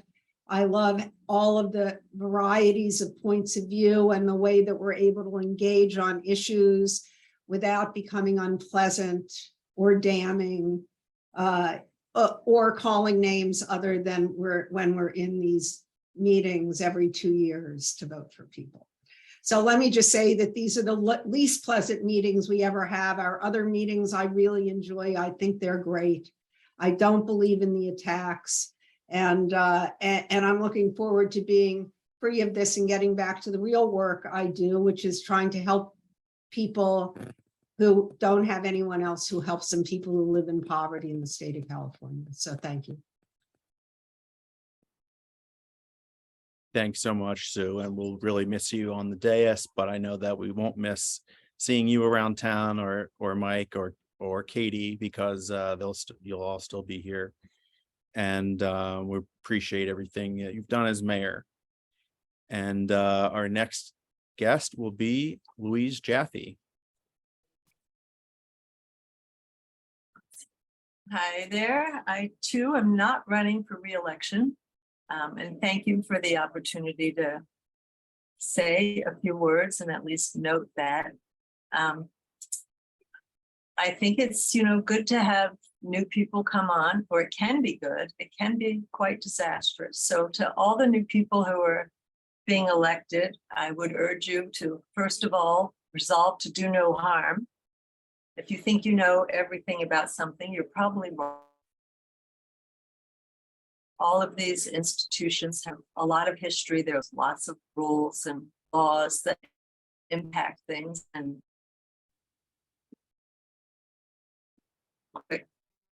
to judge. 4 votes for a majority always. So try not to make any enemies, because you might need some of those other votes. Another issue, there are lots of issues for all these institutions. There are lots of conflicting needs and wants. It's been a great honor and privilege to be so involved in Santa Monica education advocacy. There are very few towns that are charter cities with their own school district, their own community college, their own city government, rent board. You really can be very involved here and make a difference in ways that would be much harder to do in a larger city. And I think I was very lucky to end up living here. I want to thank everyone for supporting Measure SMC, or almost everyone. It will help. I'm stepping up, continue the community and the students in the future. There are always new challenges, and passing Measure SMC college to build housing to help this regional, horrible, tragic, insecure housing situation for many people, but including our students, or at least some of them. And it will enable us to strengthen some of our career training programs. You all know Santa Monica College has been #1 in transfer for 31 years, but we're also the top career training employer. So it's been great. I feel that the work I've done in the college and the community has been astonishingly successful for just a person who got interested.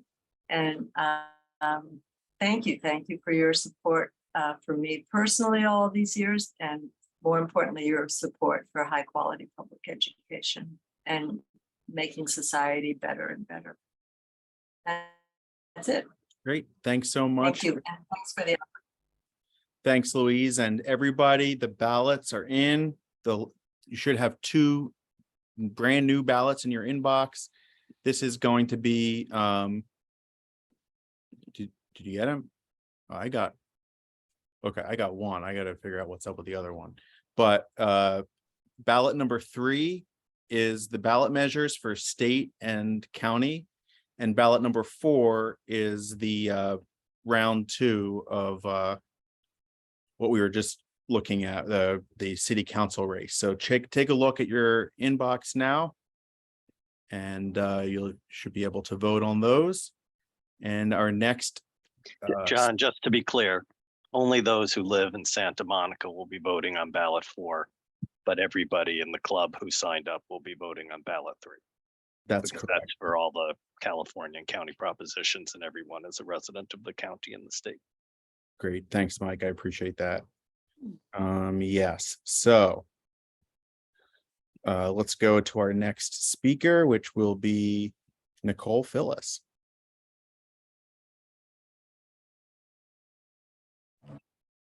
Thanks, John. Really lovely to be back and see everyone tonight. I'll be brief, as I know that there are many more exciting things than my goodbye to Santa Monica again going on the agenda this evening. But I just want to thank everyone for the opportunity to serve. It was an enormous honor, and I feel like one of the most meaningful things I've done in my life. And it was possible because of activists in this community who took me under their wing, who mentored me, who taught me the way.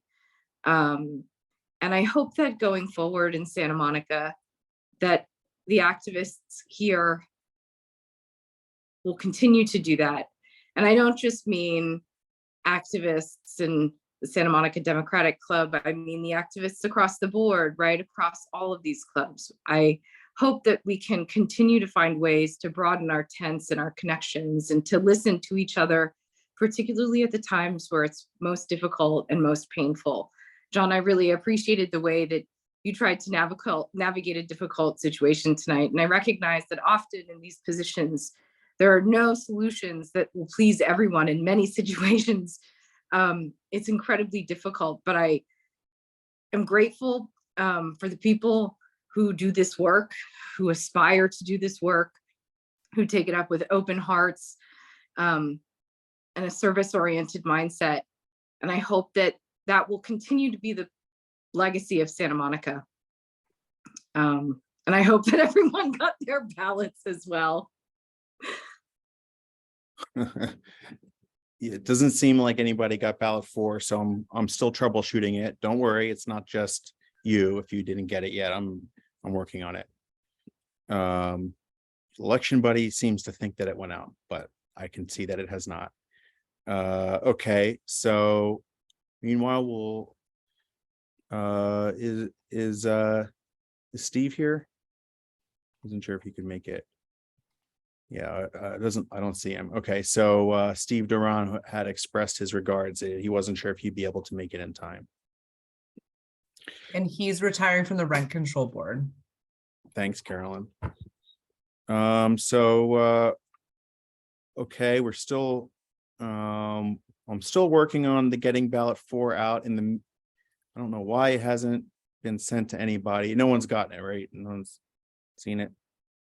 Okay, so let's move on to Dan is going to present the bylaws, and we'll keep this going. I'll work behind the scenes on that. All right, good evening, everyone. Give me 1 second to pull up my slide deck here.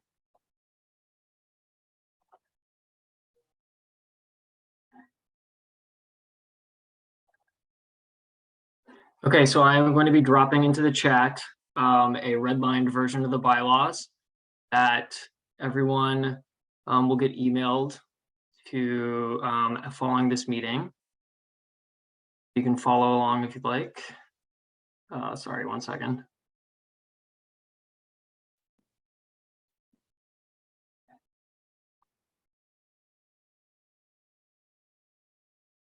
Okay, apparently I'm having some errors doing that. They will get emailed out after night. So what I'm going to do is walk you through the process of how we went about proposing these bylaw changes. And then we will go through a line by line of which ones, what we're recommending. I recognize this is going to be the driest portion of tonight, and it's right before the exciting round 2 results and everything. So bear with me here. So these are the 2022 proposed bylaws amendments. Here's where we're going to talk through the process, cover some of the administrative corrections that I'm not going to go into detail tonight, but you'll be able to see in the email on the file. And then I'm going to draw attention to proposed amendments that are worth noting and what the next steps are. So as a process, the bylaws committee began work on the bylaws in July and proposed them to the executive board for formal review on the 2nd of September. The executive board then debated the proposed amendments on 9/21, which is part of the reason why that meeting ran so late, because we had a pretty robust discussion. The board are now currently noticing those proposed amendments to the general membership tonight, and they'll be sent out to the entire club membership, regardless of whether they were here tonight or not, via our email newsletter. On 11/16, which is our November general membership meeting, the executive board is going to present a consent item to approve all the amendments. Members will have an opportunity to pull specific amendments for debate and remove if they'd like. And then we will vote to ratify the amendments that night following that debate. New bylaws will go into effect immediately following the meeting per our current bylaws. So administrative corrections throughout, I'm not going to go into those. You'll be able to see them redlined in the document, but it's things like missed spelling errors, capitalizations, grammar, and formatting. So some amendments that are worth noting, and you'll see in the file that gets sent out, I've done it line by line, and we can include this as well to draw attention to those lines. But in the membership section, we're proposing an age limitation of 16 years old to be a member. That's in line with other local clubs in the area, or some of them at least. And this is kind of in response to an amendment we changed last year where we decided that age should not be a limitation for participation in the club and for voting. However, there was some pushback this year that children should not have the same like voting participatory rights as older minors. So we are aligning with some other local clubs, and after a robust debate settled that 16 was the correct age.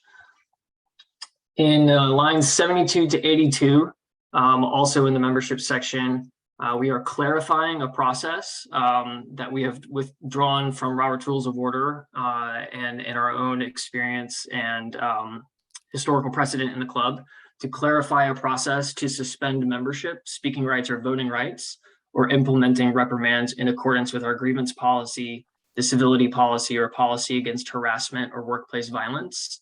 And it empowers the executive board through a 2/3 vote to enact the same for particularly egregious incidents. There have been particularly egregious incidents at meetings of the club this year that we feel are necessary to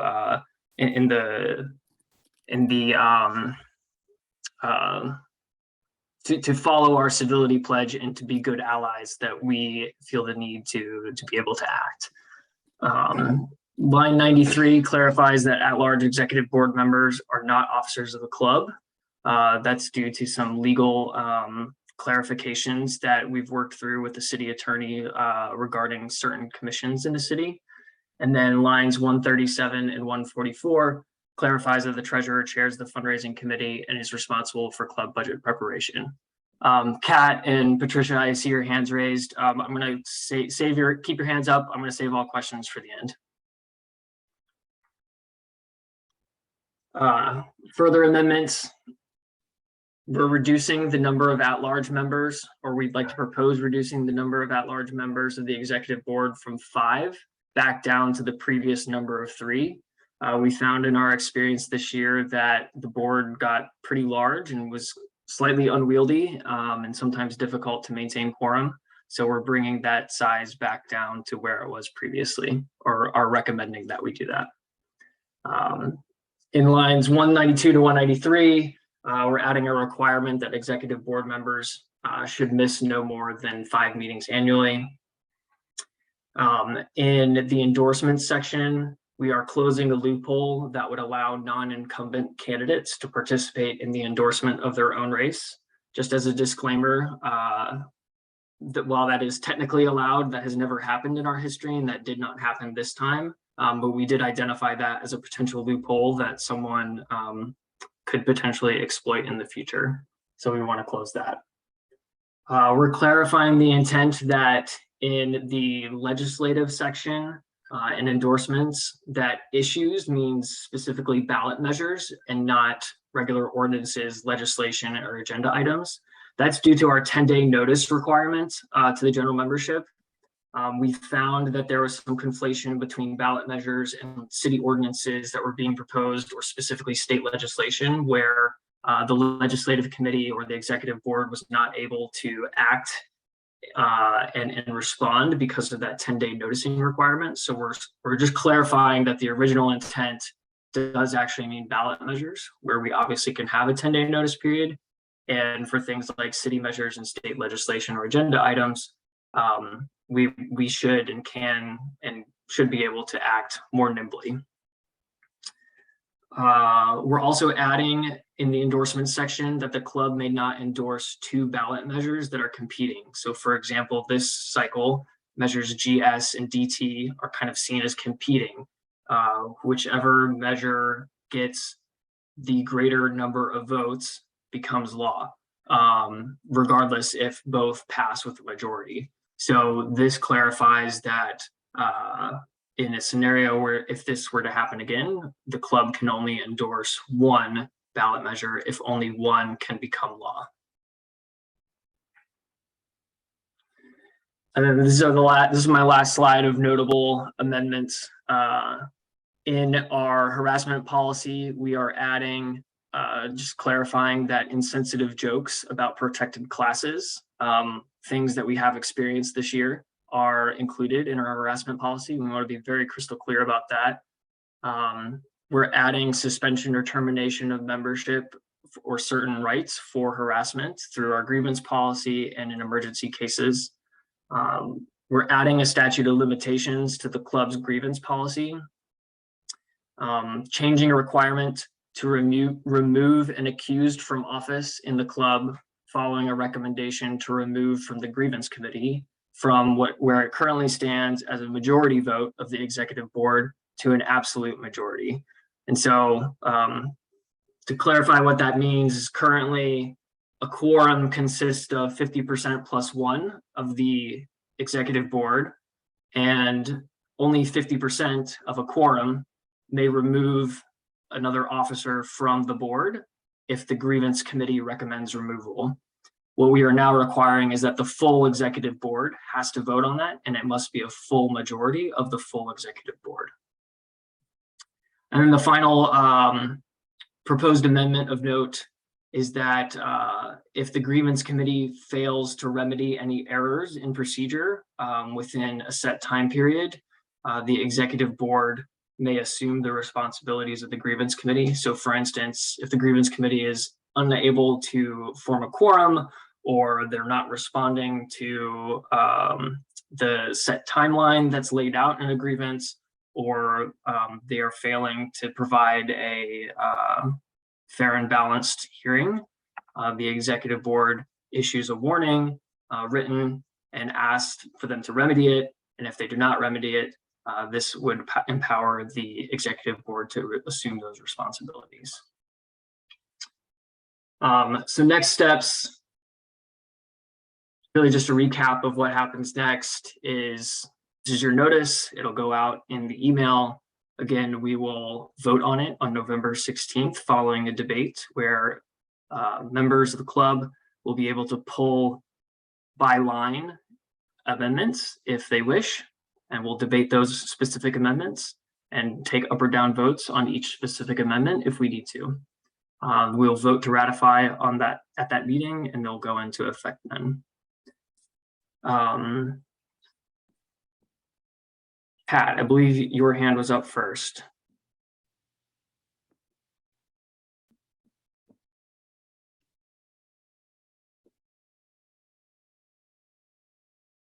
Pat, did you have a question about the bylaws presentation?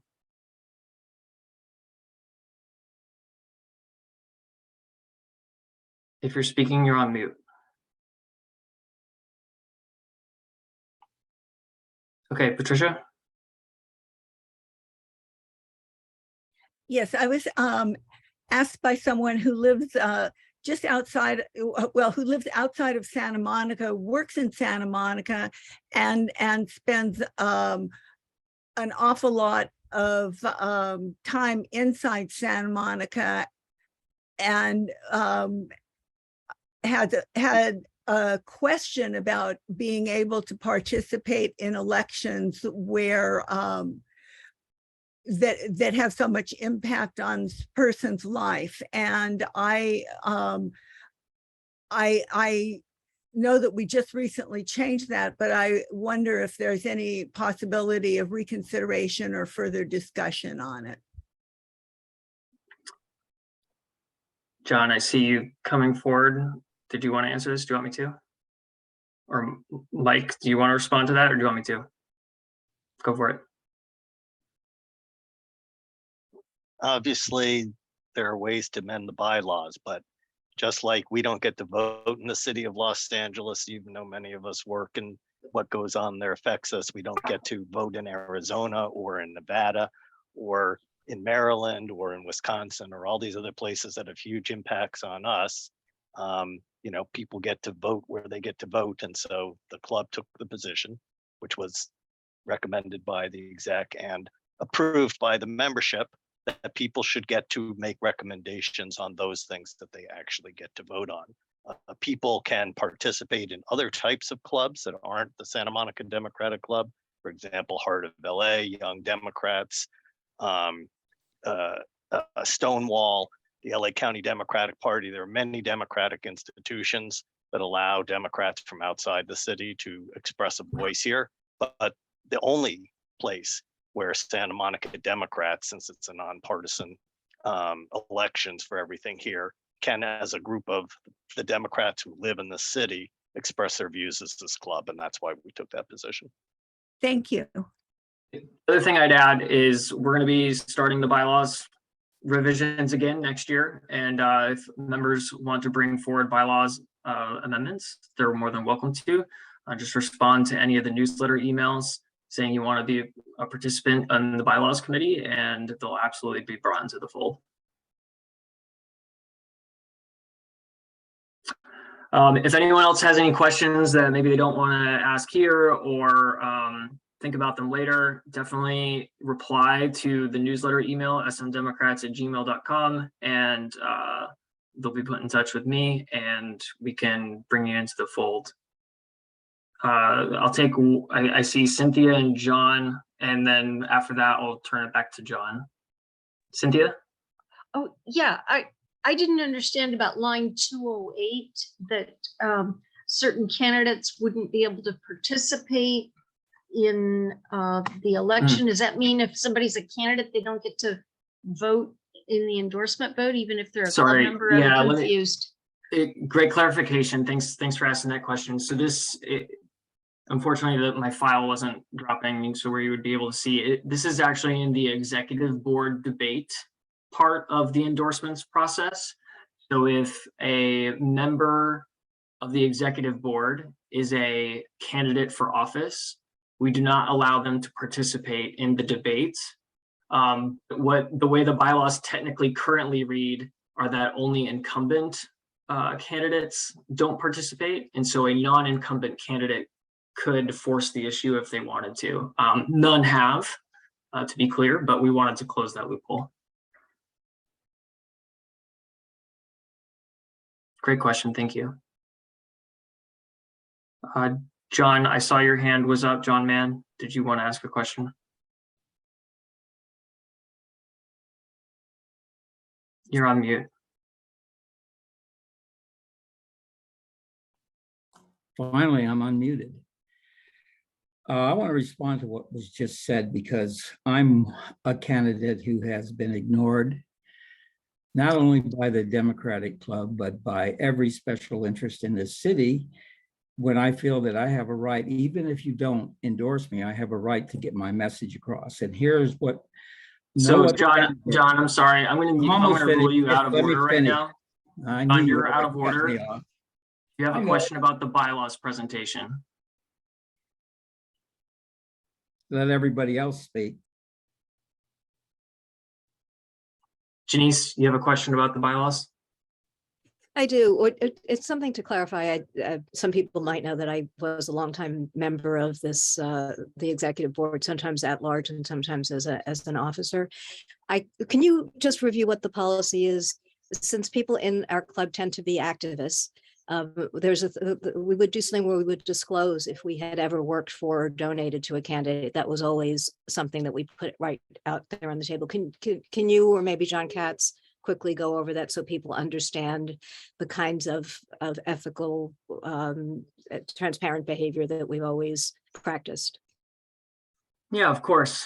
So currently, the way our bylaws read is that prior to the executive board initiating the process to recommend for endorsement, board members shall disclose any campaign associations, contributions, volunteer activities, employment with, and/or relationship to a candidate or ballot measure to the board. If an executive board member is related to a candidate or is employed by a candidate or ballot measure committee, the board member shall recuse her or himself from the process of recommendation for endorsement. At the discretion of a majority of the executive board, recusal may be required for reasons not herein stated. And I can assure you that everyone appropriately disclosed associations with campaigns before our endorsement discussions, or our recommendation for endorsement discussions, excuse me. With that, I'm going to close this presentation and return the chairship to John. Thank you, John. Thanks, Dan. Appreciate the presentation and your work on the bylaws this year. We really are lucky to have you working on that. So we will, like Dan said, our next meeting is going to be November 16th. Week or so after the election, we'll get together and discuss how it all went. Hopefully we'll all be celebrating. I've definitely seen those meetings that have been positive and seen them be negative too. So hopefully this will be one of the good ones. And that's when we'll be passing those bylaws. So right now, the ballot number 3 has 7 minutes left on it. If you haven't had the chance to vote, I see a lot of people have, but if anyone else wants to get their vote in for ballot number 3, now's the time to do that. And a few minutes after that, we'll get the results from ballot number 4. There was the issue with ballot number 4, but it's been resolved and everybody should have that now. So go ahead and take a look for that. And in the meantime, anybody else have anything they'd like to share? Well, so I just went back, John, and took a look, and I want to warn everybody. So I thought I had submitted mine, and I had submitted one, but not the other. So when John says take a look, you may be less spacey than I am, but you may want to really take a look. Good. Yeah, an election buddy does warn you, I think, when or it does tell you that it's received your ballot. So okay.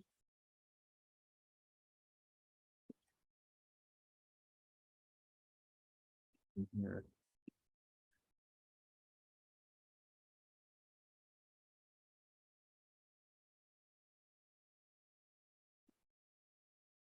Okay.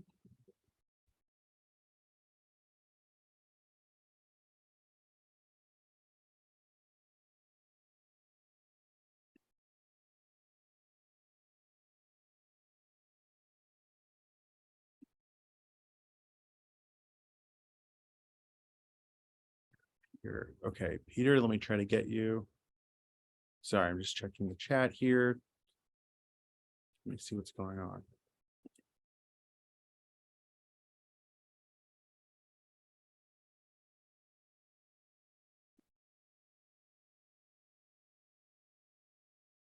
Oh, okay.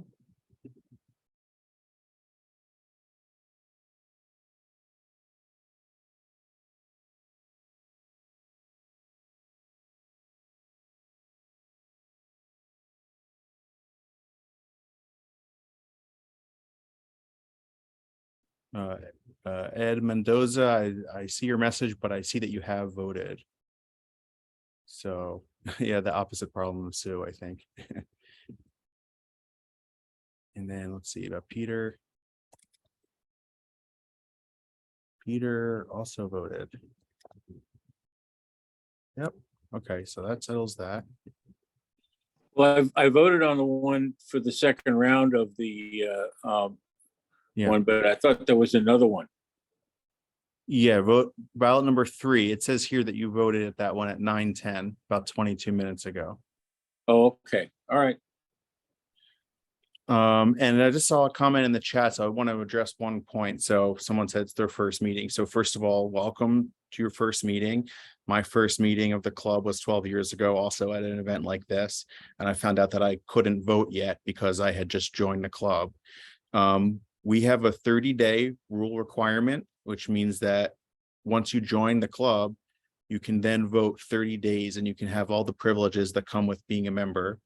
So we pretty heavily advertised August 29th as the cutoff point to join and be a new member and be able to vote 30 days later. And a lot of folks, a lot of clubs have a much longer requirement of 56 days or 90 days.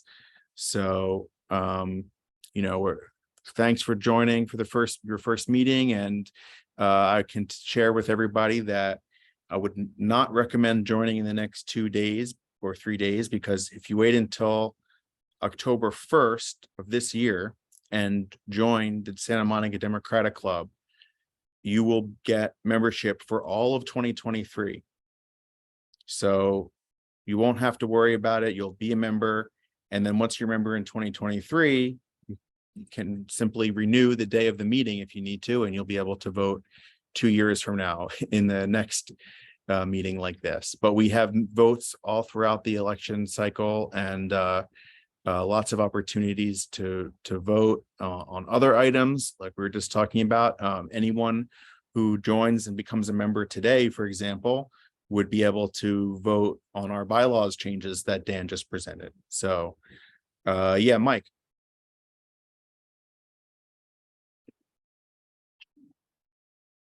I just wanted to say that while you can pay your dues on the day of the next endorsement meeting, we would really appreciate it if you did it a little bit in advance. It makes it a lot easier. So John is right about what the law requires, but consideration for those of us who, as complete volunteers, spend all this time making sure that these lists and who gets to vote on what and all of that. Appreciate if people could act a little bit sooner than the last moment. Thanks.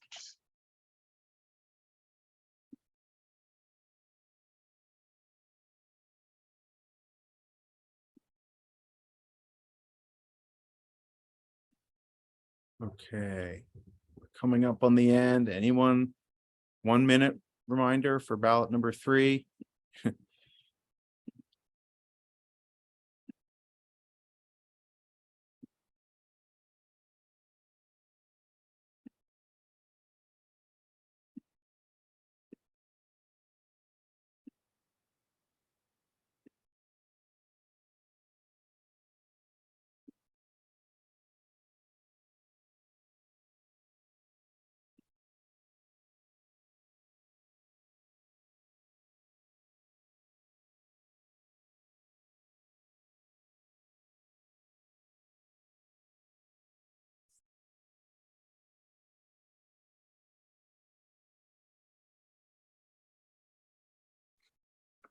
I think we need music, John, but maybe next time.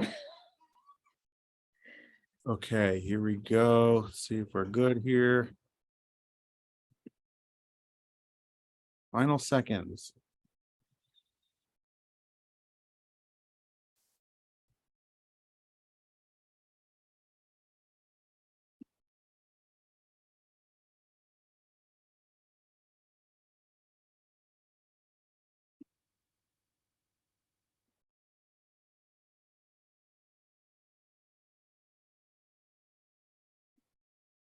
Okay. Here we go. Sharing my screen, folks. This is it. Okay, so for ballot number 3, we have results. And there's 135 ballots. And 55% of that would be 75 votes. So we're looking for 75 votes as we go through. We can see that measure 1 passed. Yes. Measure 26, that's short of the threshold. So that's going to be no consensus on that one. Measure 27 is a no. Number 28 is a yes. Number 29 is a no. Number 30 is a yes. 31 is a yes. A, yes. And C, yes. So for number 26 is the no consensus. That's this, although those results match what the board came up with, because the board was also a no consensus on that one. So great job presenting to Isabel and all of our presenters. And I guess everyone agreed with the board as far as that goes. And now we just have 9 minutes to go. So yeah, I was going to save it for the end, but we might as well put on a little music. John, are we allowed to say anything if we've already been endorsed? Why don't we do that? That'll kill some time. Let's hear from our endorsed candidates, starting with City Council. Carolyn, you can kick it off. Sure, I just wanted to thank everyone. Similarly to Sue, I feel like this is one of my political homes. I have a lot of friends here. Really appreciate the work that the club has done, specifically the work that John has done to bring this club to a state, I think, of national relevance. It means a whole lot to be endorsed by you because I respect you greatly. And just in terms of my campaign, we're running a positive, consensus building, civil discourse oriented, inclusive campaign to make sure that we have professional progressive discourse on our city council and work towards full economic recovery so that we can enjoy all the services clean streets, great environment that we need and that we're used to. And then, of course, to keep folks in their homes and build affordable housing for folks who work in the city and who need to be able to live near where they work. So thank you everyone for all of your support, and I will pass it back to John. And Terosis for SantaMonica.com if anyone wants to support me. We need a lot of help getting our message out to all the voters. Thank you. Thanks, Carolyn. Congratulations. And now let's hear from our other endorsed candidate, Jesse Zwick. Hello, still here. Thank you so much. The Democratic Club is an organization that I've not been a part of as long as Carolyn, but I've been so impressed by the dedication of the officers, by Dan and John and Michael and everyone else who devotes countless hours to better educating us about both state, local, and federal issues of relevance to us here in Santa Monica. And it's a really great honor to have you place your trust in me in this upcoming election. Like Carolyn, I'm fighting to bring back Santa Monica values along with civility and decency on our council. And we're going to need all the help we can get. Carolyn and I are actually planning to do some canvases together as early as this weekend. You can help us out by knocking on doors with us. It's the best way to talk to other voters and bring them into the process. And I really look forward to meeting all of you who I haven't been able to meet yet in person, and hope to see some of you out there on the campaign trail. Again, thank you so much. Thanks, Jesse. And why don't we see if any of the folks from our school board candidates are here. So we'll start, we'll go in the ballot order again. So Stacy, do you want to go first? Yes. Hello, everyone. Thank you so much for your endorsement. I'm really honored, and I'm hopeful to be able to win and really be able to serve beginning in December on the school board. Our kids throughout the district in both cities are very important to me, and working together as a community for our kids and being inclusive and collaborative is really important to me. If anyone has any questions for me, I'm so happy for you to reach out and speak with me. And if you're interested in supporting me as I get my name out there, because I am not known in Santa Monica at all, and I need votes there to win, it's voteforstacyrouse.org. So thank you all so much. Thanks, Stacy. And Richard, are you back from the dog walk? Oh, he said he was stepping away, so I wasn't sure if he's back yet. Okay, let's go to Lori. I see her right now, so we'll go to Lori. I don't know. I had to shift rooms here.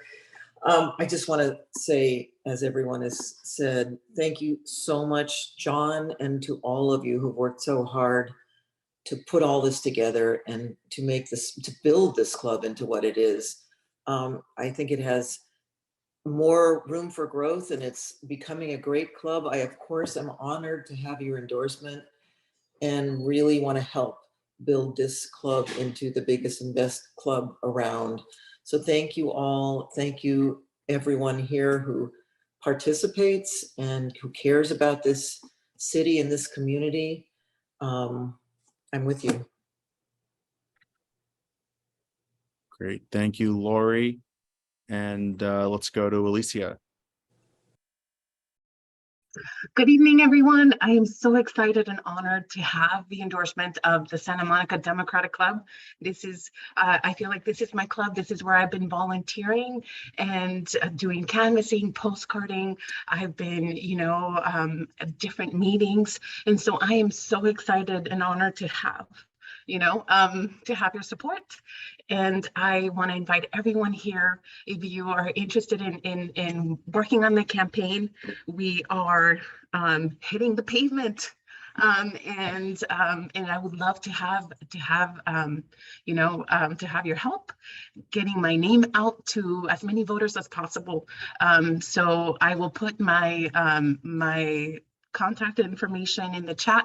And so please, I would love to see you, have your support, and thank you again so much. And I want to do a shout out to Raina Kirkland, who does our D&I committee meetings. They're amazing. And I invite everyone to participate in those meetings as well. So thank you. And like I said, I'm so excited and I'm honored to have the endorsement. Have a good night. Thanks, Alicia. And one more call for Richard if he's back. I am back. Thank Oh, you. great. I'm so Hey, Richard. sorry. No I'm problem. so sorry. Thank you so much to the Santa Monica Democratic Club. I'm very proud and honored, and I am most truly grateful. And I look forward to the good work, and congratulations to all the other persons endorsed this evening. And I'm sorry I had to run the dog out. So that's where I was, and I rushed back in. John, thank you. You did a great job this evening. Thank you, Richard. And we'll go to our candidates for Rent Control Board. Danny? Thank you so much for your endorsement. Obviously, as the VP of Political Action, this club really means a lot to me. So it's truly an honor to have the confidence of the membership. For those of you that still haven't had a chance to meet me, I'm an attorney. I'm a renter here in our community. I think those experiences will really serve me well to be a strong advocate for fellow renters and my constituents. So thank you again, and I hope to earn your vote on November 8th. Thanks, Danny. And how about Erica Leslie?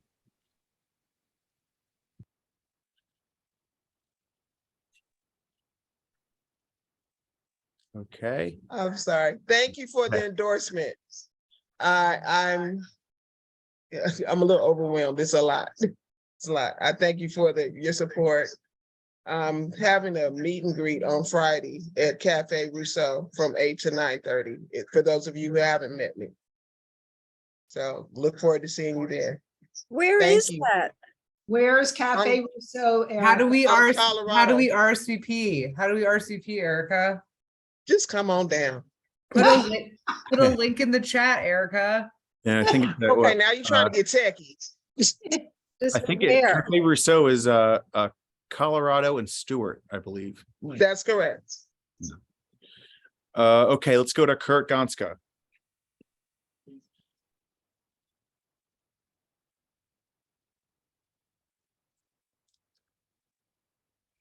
Kurt?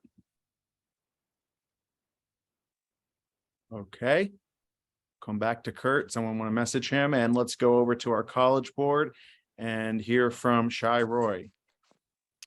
Hey, thank you, everybody. I really appreciate the endorsement. You know, a number of you have said this, but that this is your home club. This was when I first moved here 12 years ago. This was became my political family, and I consider this my political family to this day. And so it means a lot to get this endorsement.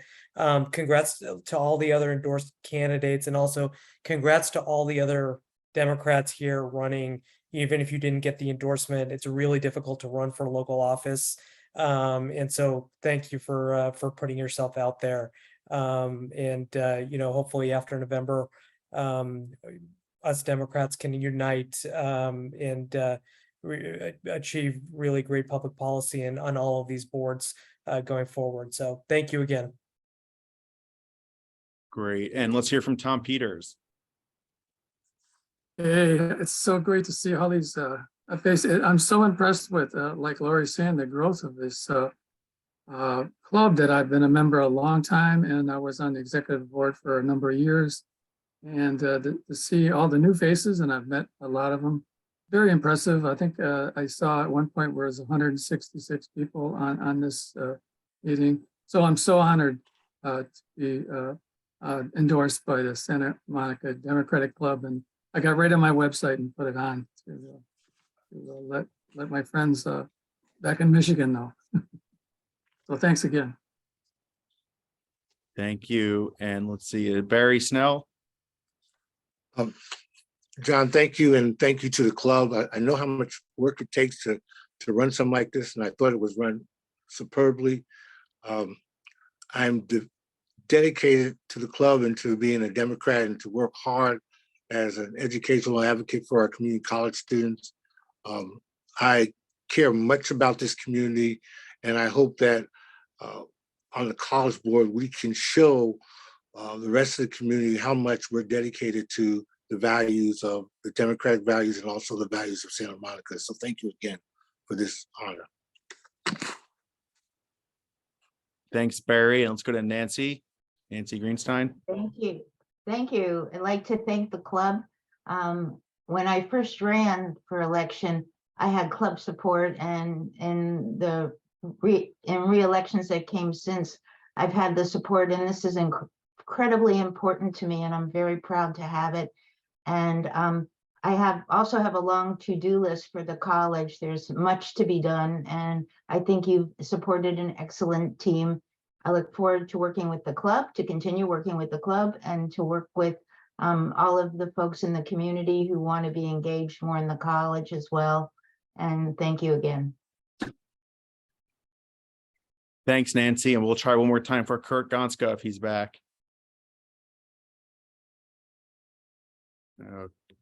Okay, not seeing him. So, okay, let's go to our results. It's just going to pop up on the screen. No warning. Here we go.